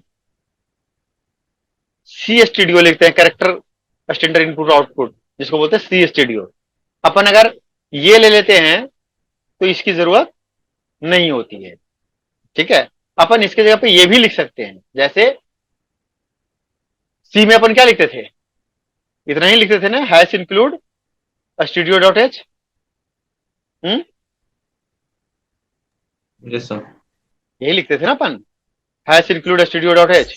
Yes, sir. अपन यहां चाहें तो सी स्टूडियो डॉट एच भी लिख सकते हैं, या अपन ये भी लिख सकते हैं। इवन अपन, याद है अपन ने एक प्रोग्राम किया था, इंक्लूड स्ट्रक्चर डॉट एच, जो एक टेबल से बनाया था लास्ट, वही था कि भाई आप लोग भी अपना कुछ प्रोजेक्ट सा बनाइएगा, स्टूडेंट का इंफॉर्मेशन स्टोर कीजिएगा। हमने स्ट्रक्चर एक बना के रख लिया था अलग से, डॉट एच फाइल से, डॉट सी फाइल से रख लिया था ना, structure dot C, yes sir. और अपने प्रोग्राम में उसको इंक्लूड करते थे। अरे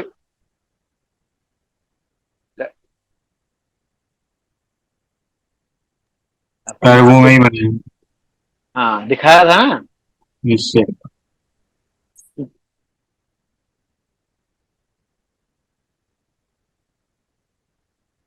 कि देखो अपन ने क्या किया था, ये एक स्ट्रक्चर बना लिया था, सिर्फ स्ट्रक्चर था। देखिए जो लोग नए हैं उनको अभी थोड़ा सा कॉन्सेप्ट में दिक्कत हो रहा होगा, बट ये बस ऐसे समझ लीजिए, समझने के लिए अभी अपन एक एक चीज अगेन रिपीट होगा। ठीक है, ये चीज चूंकि हम इंक्लूड समझा रहे हैं तो समझाने के लिए बता रहे हैं कि अपन ना एक ऐसे बिना मेन का एक फाइल बना लिए थे, जो कि क्या है, एक स्ट्रक्चर है स्टूडेंट नेम से, और इसके 3 डेटा मेंबर है, एक इंटीजर टाइप का, एक नेम टाइप का, एक और एक परसेंटेज, मतलब इंटीजर, कैरेक्टर और फ्लोट टाइप का। उसका एक वेरिएबल ग्लोबल बना दिए हैं रिकॉर्ड के नाम से। ये क्या है, ग्लोबल वेरिएबल किसी का, इस स्ट्रक्चर जिसका नाम स्टूडेंट है। ठीक है, फिर अपन ने क्या किया था, वो वाला कहां गया,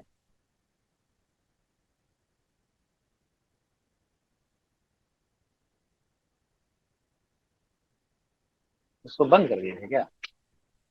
देखिए इस प्रोग्राम के अंदर अपन ने क्या किया, उसी स्ट्रक्चर को ऐसे, देखिए अपन ने क्या, हैश इंक्लूड तो सीखे थे, conio dot H, string dot H, अलग अलग लाइब्रेरी फंक्शन, लेकिन जो हम अपना बनाते हैं वो भी ऐसे इंक्लूड कर सकते हैं, हैश इंक्लूड स्ट्रक्चर डॉट सी।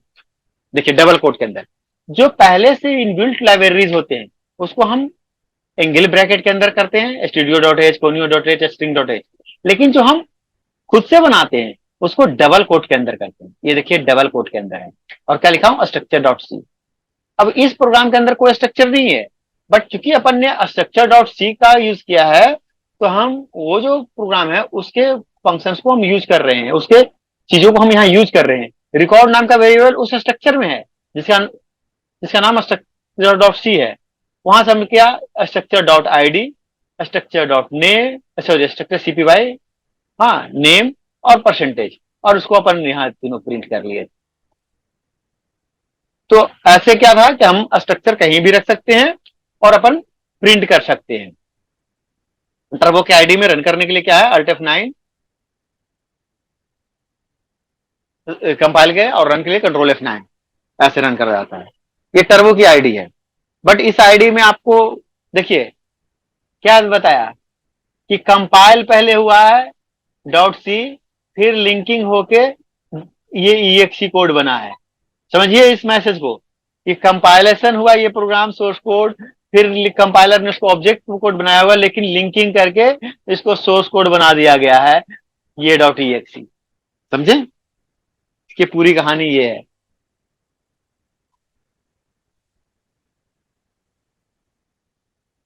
तो आप लोग थोड़ा उस समय क्लास शुरू से करते हैं ना, तो थोड़ा सा अच्छा रहता है।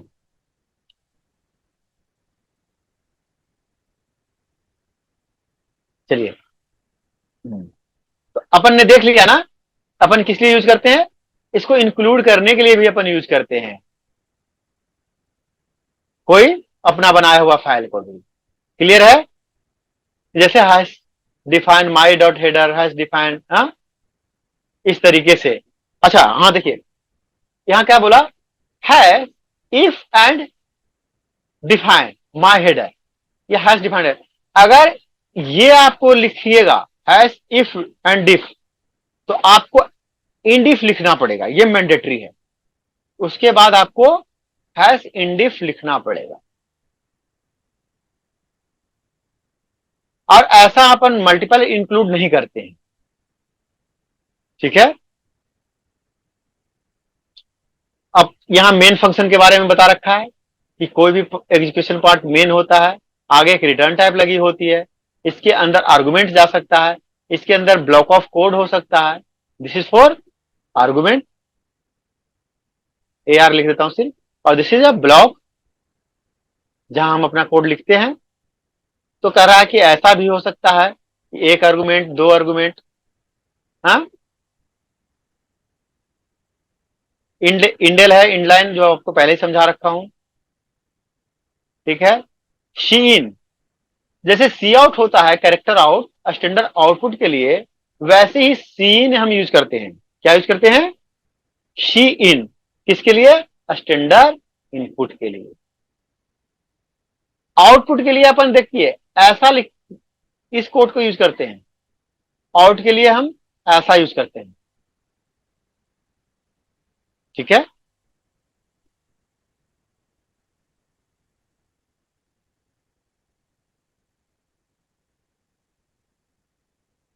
कह रहा है कि जब हम प्रोग्रामिंग में होते हैं तो हमें अपना नेमिंग कन्वेंशन का बड़ा ध्यान रखना होता है, अवॉइड नेमिंग कॉन्फ्लिक्ट, कि हमें नेमिंग कॉन्फ्लिक्ट को अवॉइड करना होता है एक बार, अदरवाइज उसकी वजह से लिंकिंग प्रॉब्लम वगैरह आ जाती है, ठीक है।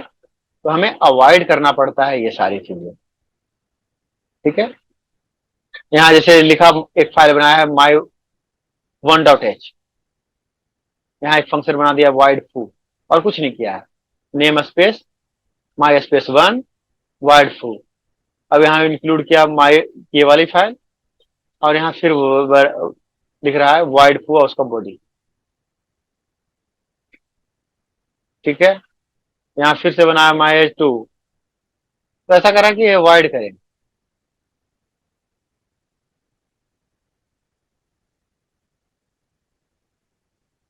सो वेरिएबल्स वगैरह ये हम अब आगे पढ़ेंगे।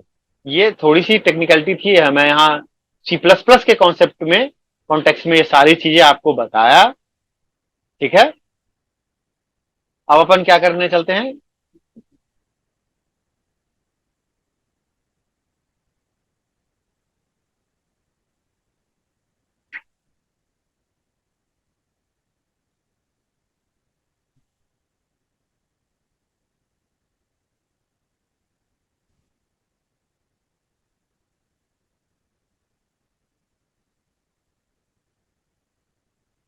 कुछ और C++ के बारे में देखते हैं, ठीक है।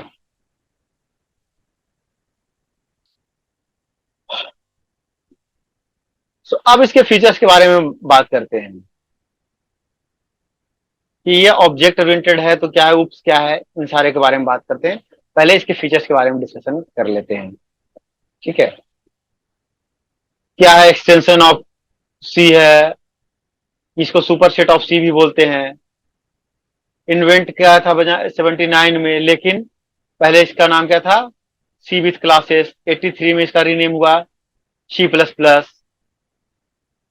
The invention of C plus plus was necessity by the major programming factors. क्या क्या, इंक्रीजिंग कॉम्प्लेक्सिटी, कॉम्प्लेक्सिटी इंक्रीज हो रहा था सी प्रोग्रामिंग में। Once in C, once programming execute, इससे ज्यादा लाइन होता था तो कोड बहुत डिफिकल्ट हो जाता था ग्रैप्स करने में, इसलिए हाँ इसको लेके आया कम, अपना कॉम्प्लेक्सिटी कम करने के लिए। स्ट्रक्चर प्रोग्रामिंग लैंग्वेज था C. Data type are preceded in many functions, when changes occur in data types modification must be made in every located that act as data type in the program. कह रहा था कि जहां एक जगह change करते थे वहां बहुत सारे जगह पे अपन को चेंज करना पड़ जाता था। ठीक है, और ये कैसा अप्रोच है, ऑब्जेक्ट ओरिएंटेड। अब इसके कुछ फीचर्स हैं, उसके बारे में अपन बात कर लेते हैं कि अगर सी प्लस प्लस है उसके फीचर्स हैं। ठीक है, तो मैं वो जो पीडीएफ है वगैरह है वो बाद में मैं शेयर भी कर दूंगा। तो मैं सी प्लस प्लस के बारे में लिख दूं थोड़ा सा कि C plus plus, sorry, C plus plus was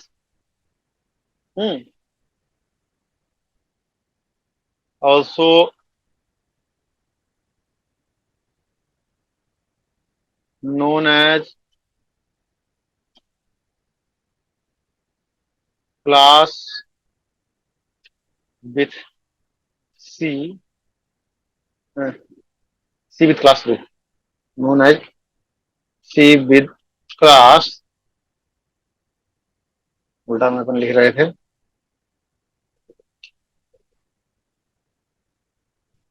which is a general purpose programming language, general purpose object oriented programming language ज्यादा अच्छा रहेगा, object oriented programming language.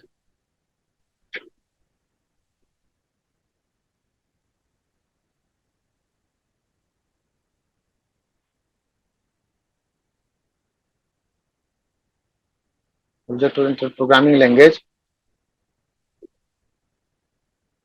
Developed by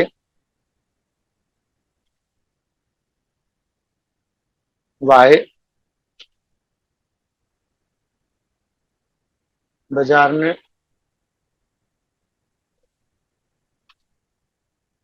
store stuff stuff in 1979 at AT&T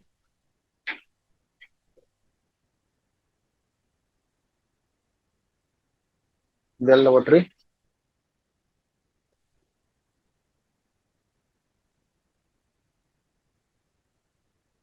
It renamed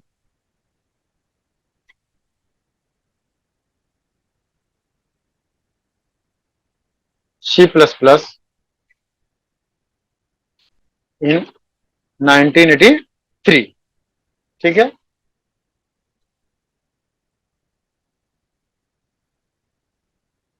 C++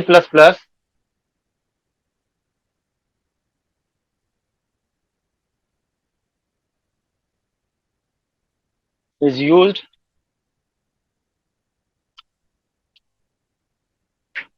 with many application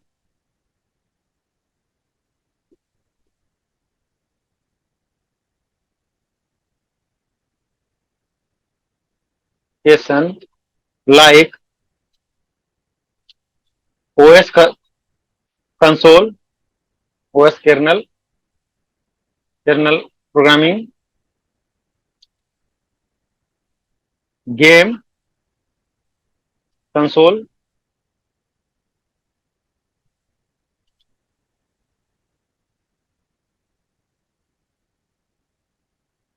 cloud distributed system,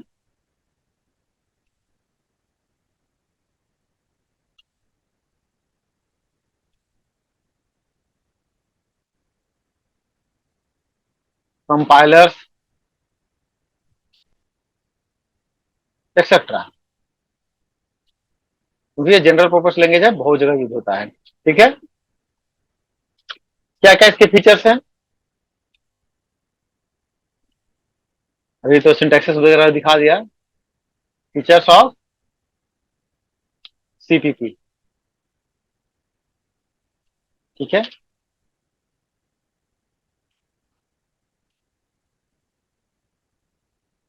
क्या क्या है कि पहला feature से कि ये ऑब्जेक्ट ओरिएंटेड है। क्या है? ऑब्जेक्ट ओरिएंटेड है। पहला फीचर तो ये है कि ये ऑब्जेक्ट ओरिएंटेड लैंग्वेज है। दूसरा क्या है? ये फास्ट और पावरफुल है। ठीक है, क्या है? फास्ट है और एक पावरफुल लैंग्वेज है। कैसे? क्योंकि इसमें कंपाइलर बेस है।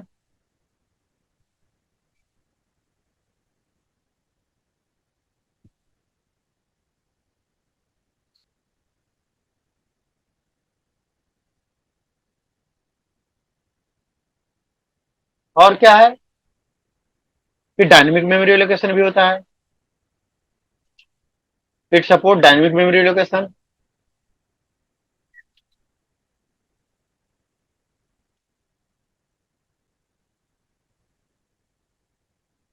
ठीक है, और अब जाके क्या हो गया कि इसमें लाइब्रेरीज फंक्शन भी है।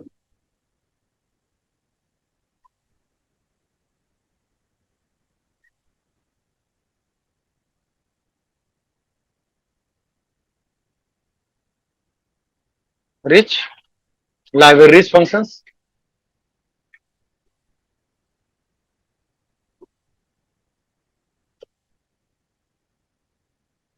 सो ये सारे फीचर्स हैं।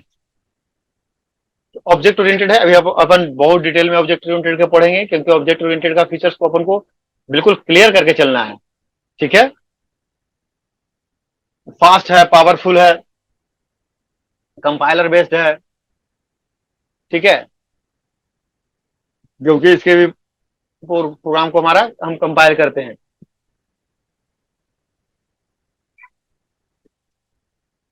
डायनेमिक मेमोरी एलोकेशन इसमें होता है। बहुत सारे लाइब्रेरीज फंक्शंस हैं। तो ये सारे फीचर्स थे हमारे किसके? सी प्लस प्लस के। Sir dynamic memory means?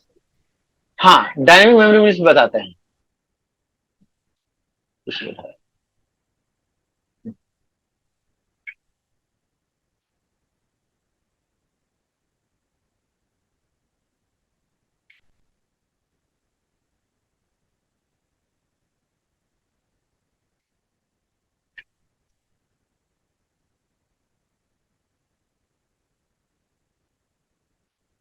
अपन क्या करते हैं, जब भी प्रोग्रामिंग करते हैं ना, तो प्रोग्रामिंग में चीजों को मैनिपुलेट करने के लिए अपन मेमोरी एलोकेट करते हैं, मेमोरी एलोकेशन करते हैं। ठीक है, तो मेमोरी कैसे एलोकेट करते हैं कि अपन कंप्यूटर के मेमोरी को यूज करते हैं और उसका एक नाम देते हैं, इलियास नेम। और उस इलियास नेम हम कैसे देते हैं? थ्रू वेरिएबल्स, एरे और एनी पॉइंटर्स लाइक। हाँ, तो अपन क्या करते हैं कि ऐसे एक वेरिएबल बना देते हैं।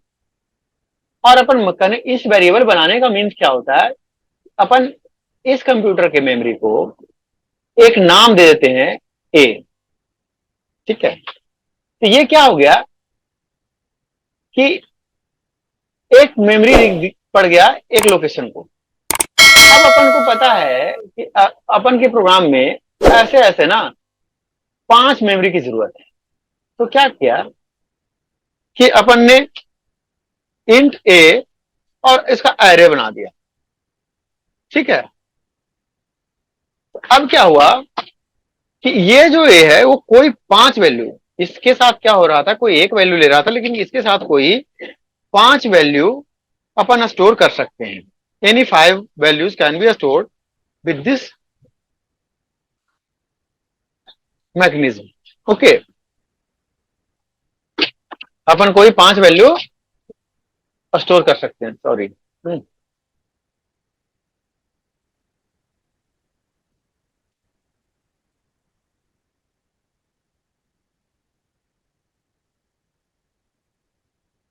अब अपन को नहीं पता है कि वो 5 वैल्यू आएगा या 50 वैल्यू आएगा. अगर अपन 5 का लेके चले और 10 वैल्यू आ रहा है तो मेमोरी तो इनसफिशियंट रहेगा. और अपन ने 5 वैल्यू स्टोर किया, ठीक है, और 2 वैल्यू सिर्फ आ रही है. ठीक है, सिर्फ क्या आ रही है? 2 वैल्यू आ रही है. तो क्या होगा कि हमारा 3 मेमोरी लोकेशन 4-4 बाइट का बर्बाद जाएगा. इंट कितने बाइट का लेता है? इंट कितने बाइट लेते हैं? हाँ जी, इंट का मेमोरी देखिए, ये क्वेश्चन जिनका है उनसे नहीं है, ये क्वेश्चन उनसे है जो क्लास में रेगुलर है. इंट कितना बाइट लेता है? 4 bytes. 4 byte. हाँ, अगर हमने 5 लोकेशन मेमोरी का लिया है और अपन का आ रहा है 3 डेटास और 2 डेटास, तो रिस्पेक्टिवली 4 बाइट और 6 बाइट हमारा बेकार जा रहा है. लेकिन अपन ने 5 लिया है और 10 आ रहा है किसी टाइम. हाँ, किसी टाइम 5 आ रहा है, किसी टाइम 7 आ रहा है. अपन को नहीं पता है कि अगला वैल्यू क्या आएगा. ठीक है, तो अपन क्या करेंगे उस कंडीशन में? अपन डायनेमिक मेमोरी एलोकेशन करते हैं. रन टाइम पे डिसाइड होता है कि हमारा कितना वैल्यू आएगा. जो अभी जो दोनों मैकेनिज्म है, जो हमने वेरिएबल बनाया या जो अपन ने एरे बनाया, ये दोनों क्या है? एक स्टैटिक मेमोरी एलोकेशन है. ये क्या है? दोनों एक स्टैटिक मेमोरी एलोकेशन है, जहां पे हम पहले ही कंपाइल टाइम पे ही बता रहे हैं कि हमने 5 मेमोरी एलोकेशन लिया है और इन पांचों को अपन यूज करने जा रहे हैं. ठीक है, लेकिन अपन को नहीं पता है कि वो value, that value will be 5 और 50. तो अपन कैसे करेंगे? तो उस समय we have mechanism dynamic memory location. वो रन टाइम पे डिसाइड होता है कि कितना मेमोरी आए. ठीक है, तो अपन कैसे लिखते हैं? अपन ऐसे लिखते हैं, yeah, कि इंट नम नाम से करो. हाँ, और कैसा करो? इंटीजर टाइप का ही उसका पॉइंटर भी रखना. हाँ, पॉइंटर कैसा रखना? इंटीजर टाइप का रखना. चलो आगे पीछे लिख देता हूं. और करो मेलॉक. हाँ, क्या करो? Size of int, integer size का मेमोरी एलोक करो. इससे क्या होता है कि रन टाइम पे डिसाइड होता है कि जितने साइज का आएगा. ठीक है, यहाँ एक वेरिएबल नाम रहेगा, सॉरी. ठीक है, तो उतने साइज का मेमोरी एलोकेट करो रन टाइम पे. ये डायनेमिक हो जाता है. तो कहा कि जावा हम सॉरी सी प्लस प्लस हमारा डायनेमिक मेमोरी एलोकेशन को भी सपोर्ट करता है. ठीक है, सी प्लस प्लस क्या है? हमारा डायनेमिक मेमोरी एलोकेशन को भी सपोर्ट करता है. ठीक है, history of C plus plus अपन देख ही लिए कि पहले सी से शुरू हुई थी, सी बीस क्लासेस से, और फिर बाद में इसको रीनेम हो गया सी प्लस प्लस के अंदर. ठीक है, अब सी और सी प्लस प्लस में क्या डिफरेंस है? ठीक है, तो कुछ आपको डिफरेंसेस मैं आपको दिखा देता हूं. ठीक है, कि क्या क्या डिफरेंसेस है सी और सी प्लस प्लस के अंदर. ठीक है,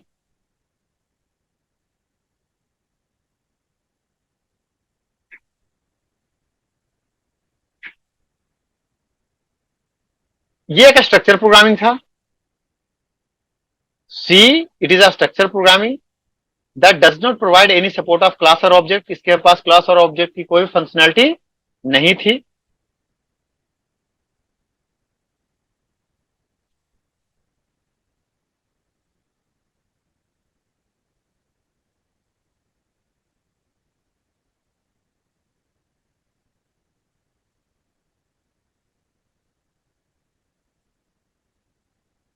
तो उसको मैं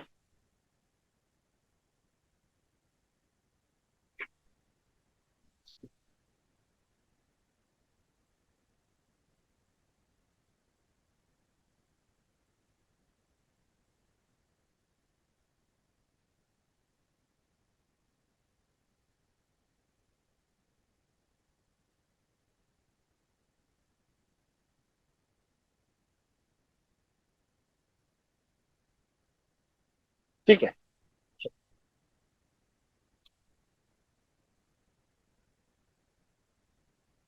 क्या डिफरेंस था सी और सी प्लस प्लस का?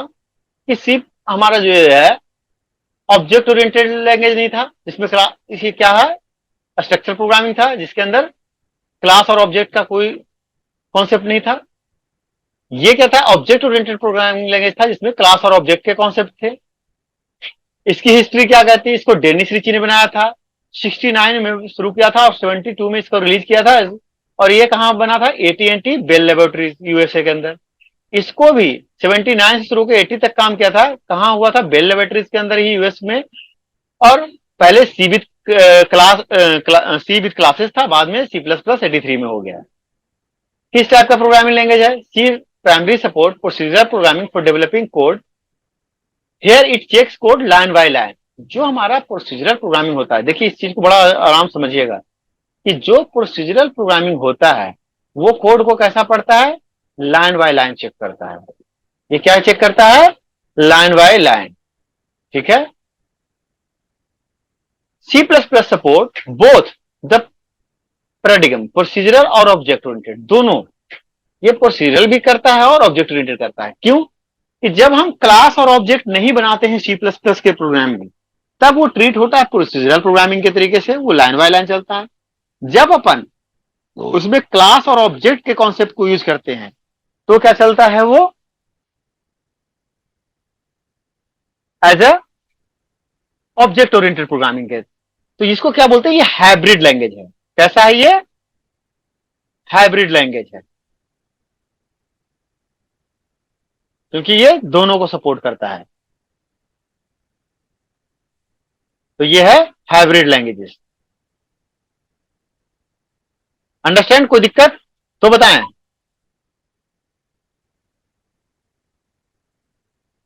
सपोर्ट उप्स का फीचर, ये तो नहीं करेगा क्योंकि ये उप्स था ही नहीं। ये सपोर्ट करता है उप्स के फीचर, जो कि हमने डिस्कशन के दौरान में बताया था क्या क्या फीचर्स है। देयर आर 4 पिलर ऑफ उप्स। क्या क्या? Encapsulation, inheritance, polymorphism and what, abstraction. इसी को अगर आपको याद ना रहे तो आप इस तरीके से, सॉरी, अगर आपको ये चीज याद ना रहे तो आप इसको बड़े इजी, पी आई ई, ठीक है, इस तरीके से आप कर सकते हैं। अपाई, अब्स्ट्रक्शन, पॉलीमॉर्फिज्म, इनहेरिटेंस और इनकैप्सुलेशन, इन चार को सपोर्ट करता है। ठीक है। जो फीचर्स हैं ऑब्जेक्ट ओरिएंटेड का, उसको सपोर्ट करती है सी प्लस प्लस। ठीक है। तो ये भी इसका एक फीचर्स है। ठीक है।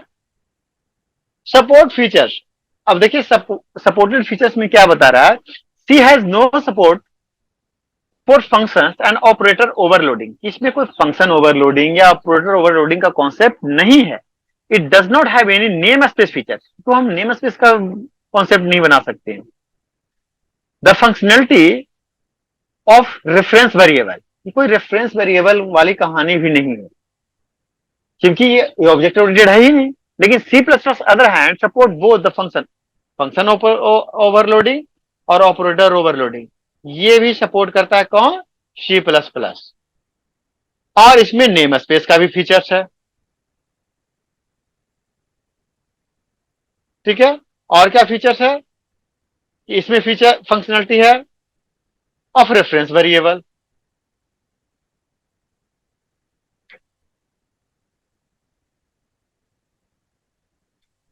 ठीक है। उसके बाद डेटा टाइप्स, कि C function driven language because it's a procedure programming language. ये फंक्शन ड्रिवन है क्योंकि ये प्रोसीजर प्रोग्रामिंग लैंग्वेज है। ये फंक्शन ड्रिवन नहीं है, ये ऑब्जेक्ट ओरिएंटेड है। ठीक है। Data security, C is vulnerable to manipulate by outside code. C के कोड को आउटसाइड से हम पेनिट्रेट कर सकते हैं, ये इसका कोड वनरेबल होता है because it do not support encapsulation leading to data behaving as a free entity. इसमें इनकैप्सुलेशन नाम का कुछ फीचर्स नहीं होता है। इनकैप्सुलेशन क्या होता है? डेटा को एक जगह रैप कर देना, कैप्सूल बना देना। तो उसमें हमारा क्या होता है, एक kind of layer of security आ जाती है, वो इसके अंदर नहीं है। जबकि इसके अंदर इनकैप्सुलेशन का कॉन्सेप्ट होता है जो कि डाटा का लेयर ऑफ सिक्योरिटी प्रोवाइड करता है। इस support encapsulation of data in form of object, thus hiding the information and ensuring that one use the structure and operator as intended। ठीक है। तो यहां एक लेवल ऑफ सिक्योरिटी लगती है। टाइप सबसेट, ये CC it is subset of C++ language, it can not be use as run code of code used in C++। ये C++ के कोड को रन नहीं कर सकता है, बट ये सी लैंग्वेज के 99% कोड को रन करा सकता है। It capable to running 99% code of C languages. समझ में आई बात? अभी तक जो बातें चल रही है समझ में आ रही है? बताएं आप लोग। Yes, sir. Yes, sir. Believe मानिए ये छोटी छोटी चीजें हैं, बट एमसीक्यू में ये छोटी चीजें ही फंसा देती है। एमसीक्यू पॉइंट ऑफ व्यू से जो ये पॉइंट्स डिस्कस हो रहे हैं डिफरेंसेस, तो थोड़ा सा क्लियर रखिएगा। हम दो चार डिफरेंसेस ऐसे ही बोल सकते थे, बट अपन ने पूरी फॉर्मेट क्यों लिया किसी से कि एक भी चीजें छूटनी नहीं चाहिए।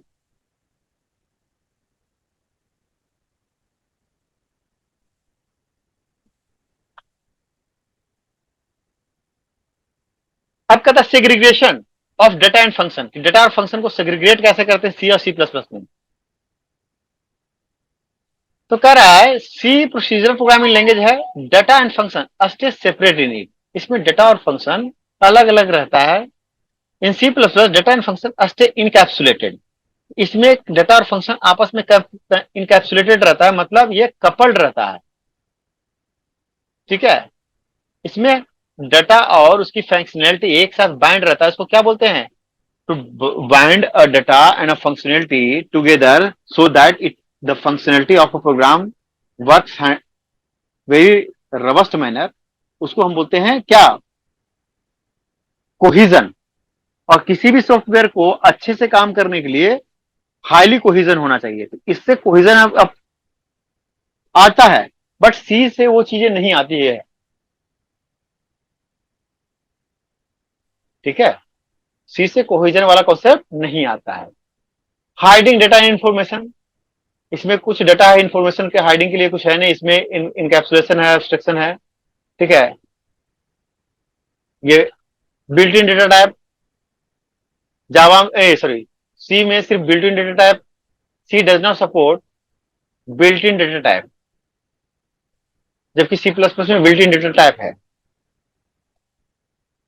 देखो यहां यहां एक गलती है, ये सपोर्ट करता है बिल्ट इन डेटा टाइप, ये गलती है।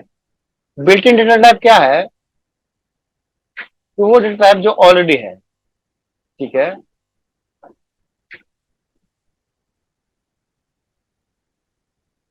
प्राइमरी डेटा टाइप सपोर्ट करता है और एक्सटर्नल नहीं करता है। Function inside structure, it does not define function inside any structure. C++ function के अंदर स्ट्रक्चर बनाने की फैसिलिटी देता है। तो अगेन रेफरेंस वेरिएबल वाला कॉन्सेप्ट टॉपिक रिपीट हो रहा है। रेफरेंस वेरिएबल इसमें होता है, इसमें नहीं होता है। फंक्शन ओवरलोडिंग इसमें नहीं होती है, इसमें होती है। ओवरराइडिंग, हाँ दो कॉन्सेप्ट होता है फंक्शन के कॉन्सेप्ट में, फंक्शन ओवरलोडिंग और फंक्शन ओवरराइडिंग है। ठीक है। ये अपन पॉलीमॉर्फिज्म के कॉन्सेप्ट है पढ़ते हैं, लेट बाइंडिंग और हाँ अर्ली बाइंडिंग, इसमें डायनेमिक बाइंडिंग भी बोलते हैं। तो ये फंक्शन ओवरलोडिंग और फंक्शन ओवरराइटिंग को सपोर्ट नहीं करता है, ये करता है दोनों को सपोर्ट। हेडर फाइल इसमें studio.h लिखते हैं और इसमें iostream.h लिखते हैं। नेम स्पेस फीचर्स नहीं है जहां कि आप क्लास ऑब्जेक्ट को एक जगह मैप करें। The name space features group various entity like object class function with a specific name, वो वहां नहीं है। नो नेम, इसमें वो चीजें हैं। वो क्या नेम स्पेस से क्या होता है, हम नेमिंग कोलिजन को अवॉइड करते हैं।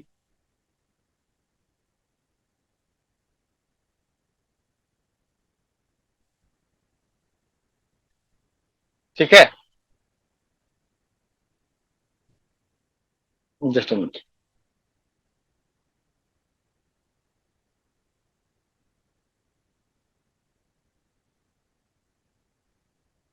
जस्ट मिनट, एक minute.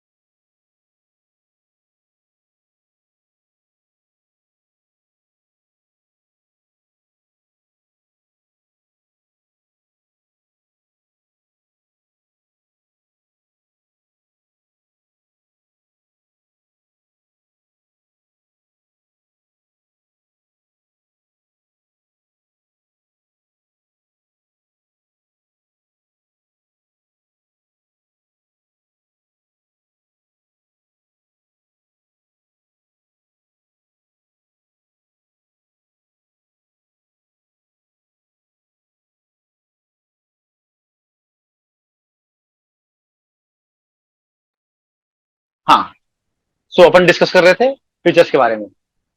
Virtual function and friend function, देखिए सी में ऐसा कोई वर्चुअल फंक्शन और फ्रेंड फंक्शन नहीं होता है, जबकि सी प्लस प्लस में एक कॉन्सेप्ट होती है वर्चुअल फंक्शन की और फ्रेंड फंक्शन की। ठीक है, ये और ये बहुत ही पावरफुल फीचर्स हैं।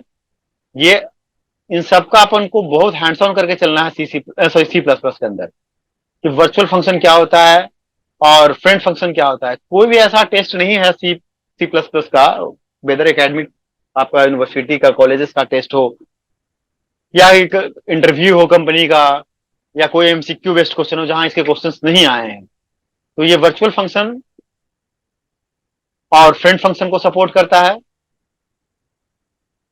प्राइमरी फोकस क्या है, C language focus on the process and method instead of focusing on data. तेरा सी फोकस करता है किसको, process. C language focus on the process और method instead of focus of data, कि process, ये process या मेथड पर focus करता है ना कि डेटा पे, जबकि ये डाटा पे फोकस करता है क्योंकि हमारा डाटा सिक्योर रहे, उसके बाद ये मेथड पे फोकस करता है। ठीक है,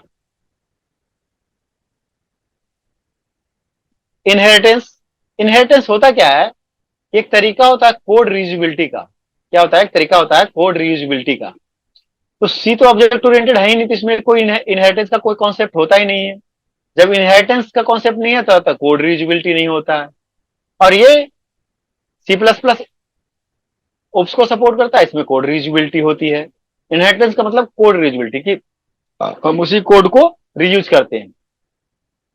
allocation and dynamic deallocation of memory, तो कह रहा है C language provide calloc continuous memory allocation, malloc memory allocation for dynamic memory allocation of memory and free for deallocation.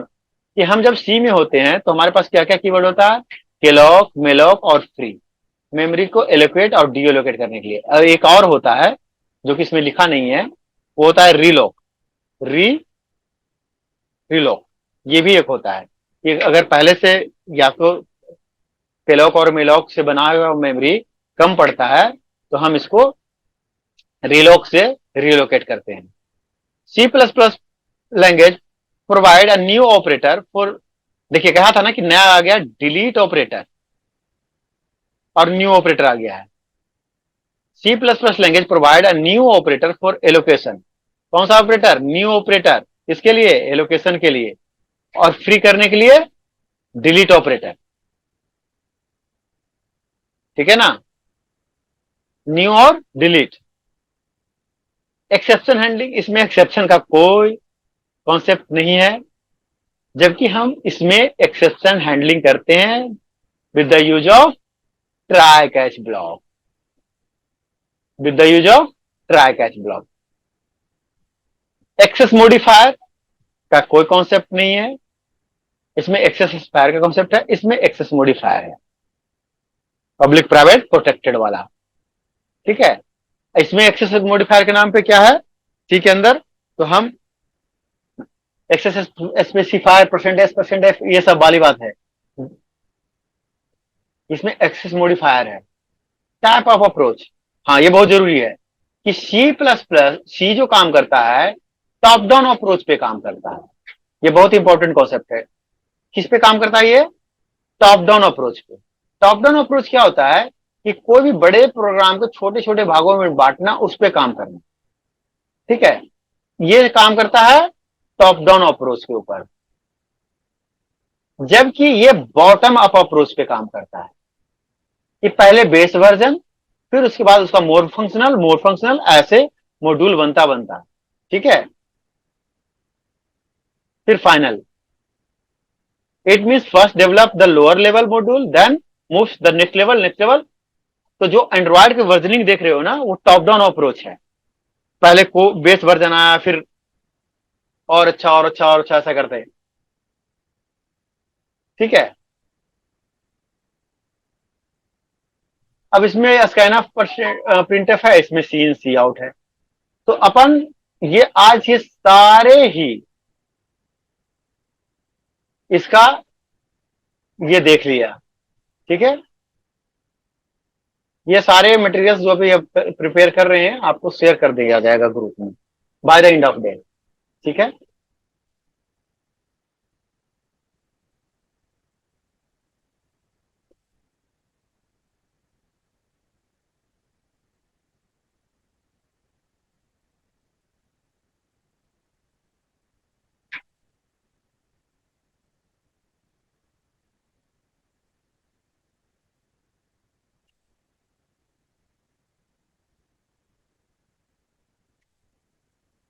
तो अपन ने देख लिया इसका। अब अपन क्या करें, अब अपन पहला प्रोजेक्ट बनाते हैं, मतलब पहला एग्जाम्पल बनाते हैं। ठीक है, ये आपको शो करते हैं क्योंकि अब बोलने के लिए आज का कुछ खास बच नहीं गया है।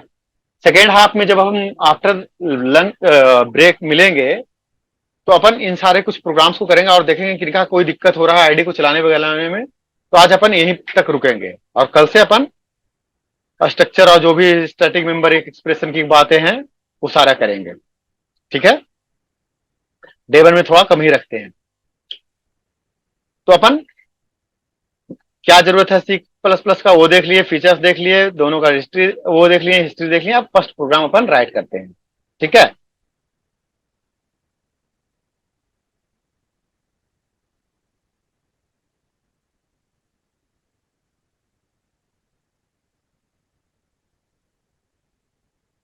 हेलो डॉट, हाँ सॉरी, देखिए ये मैं ऑलरेडी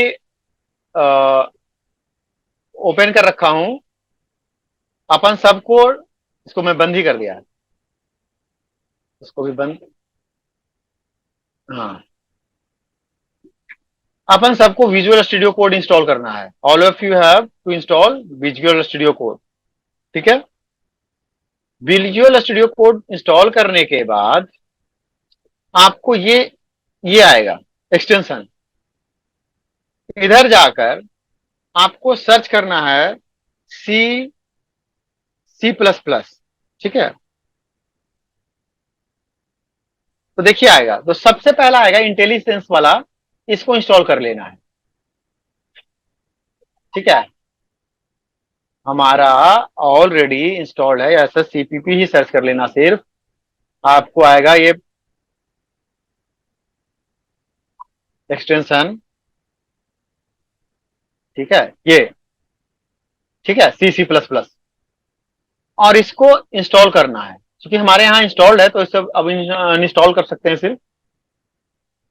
ये इंस्टॉल होने के बाद अपन प्रोग्राम करेंगे। इसके अलावा अगर आपको डायरेक्ट रन करना है तो आप ये भी यूज कर सकते हो, कोड रनर,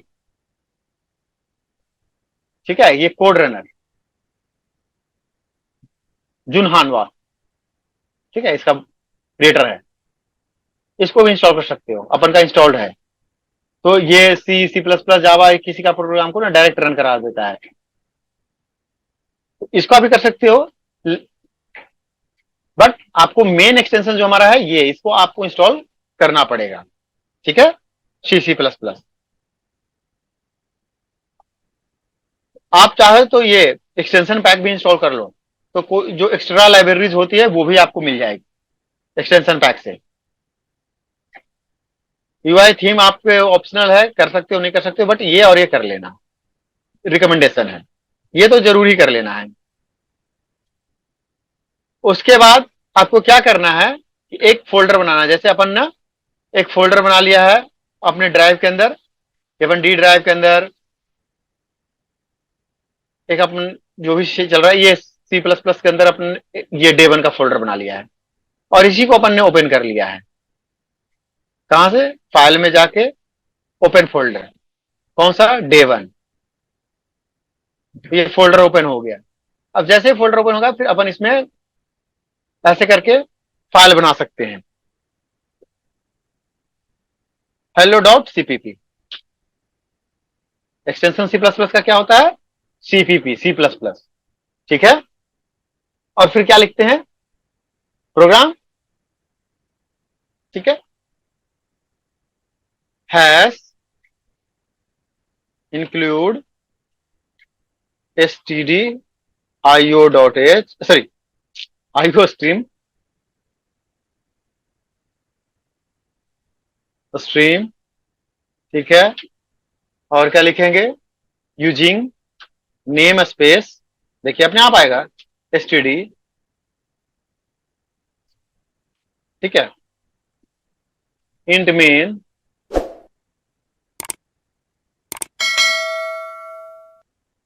मेन को ओपन करना है, क्लोज करना है, सी आउट, आउटपुट के लिए क्या बोले थे अपन? सी आउट। जो भी करना है, जो भी स्ट्रिंग लिटरल लिखना है इस डबल कोट के अंदर, ठीक है।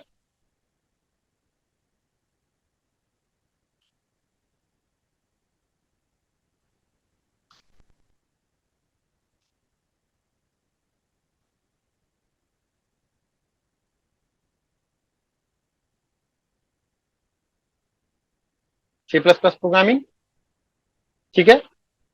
अपन यहीं पे भी टर्मिनेट कर सकते हैं, सॉरी,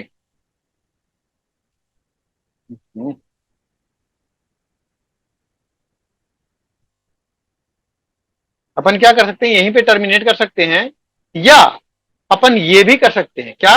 इंडेल, इनलाइन,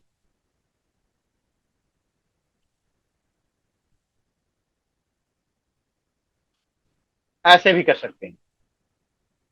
क्योंकि हमारा फंक्शन कैसा है? इंट है, तो हमें रिटर्न लिखना पड़ेगा।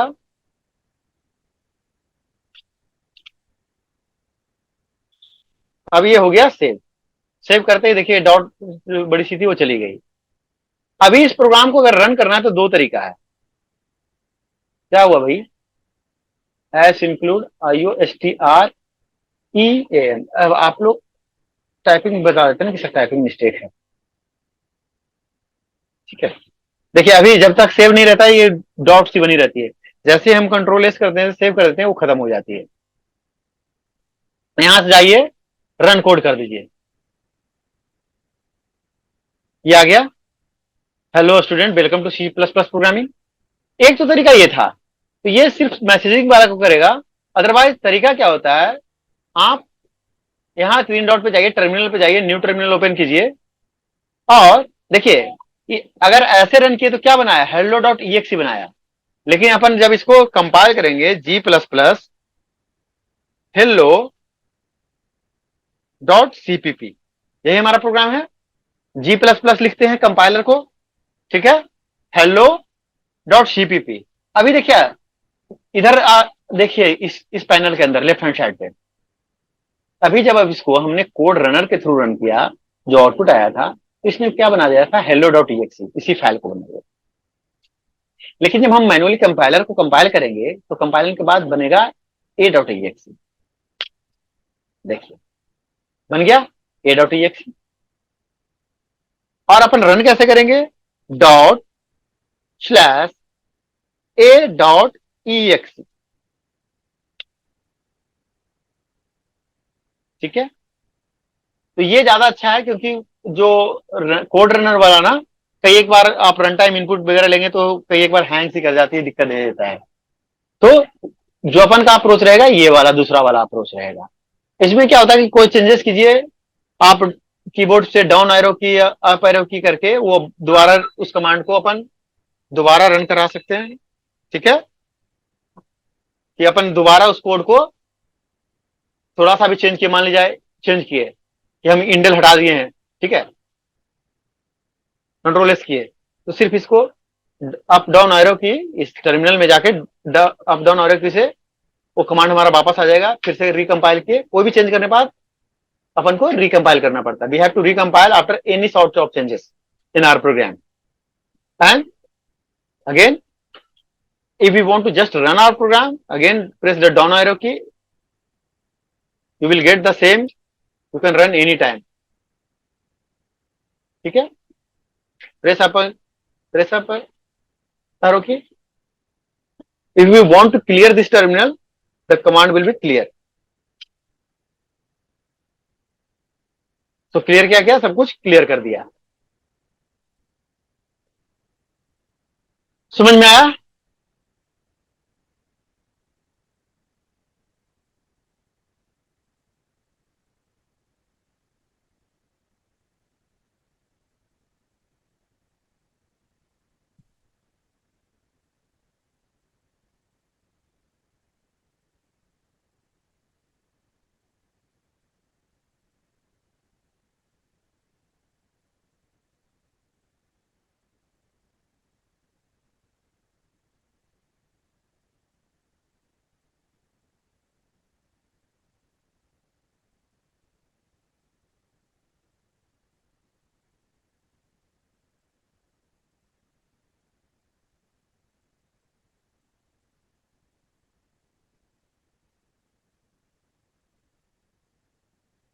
अब मैं इसको शेयरिंग स्टॉप करता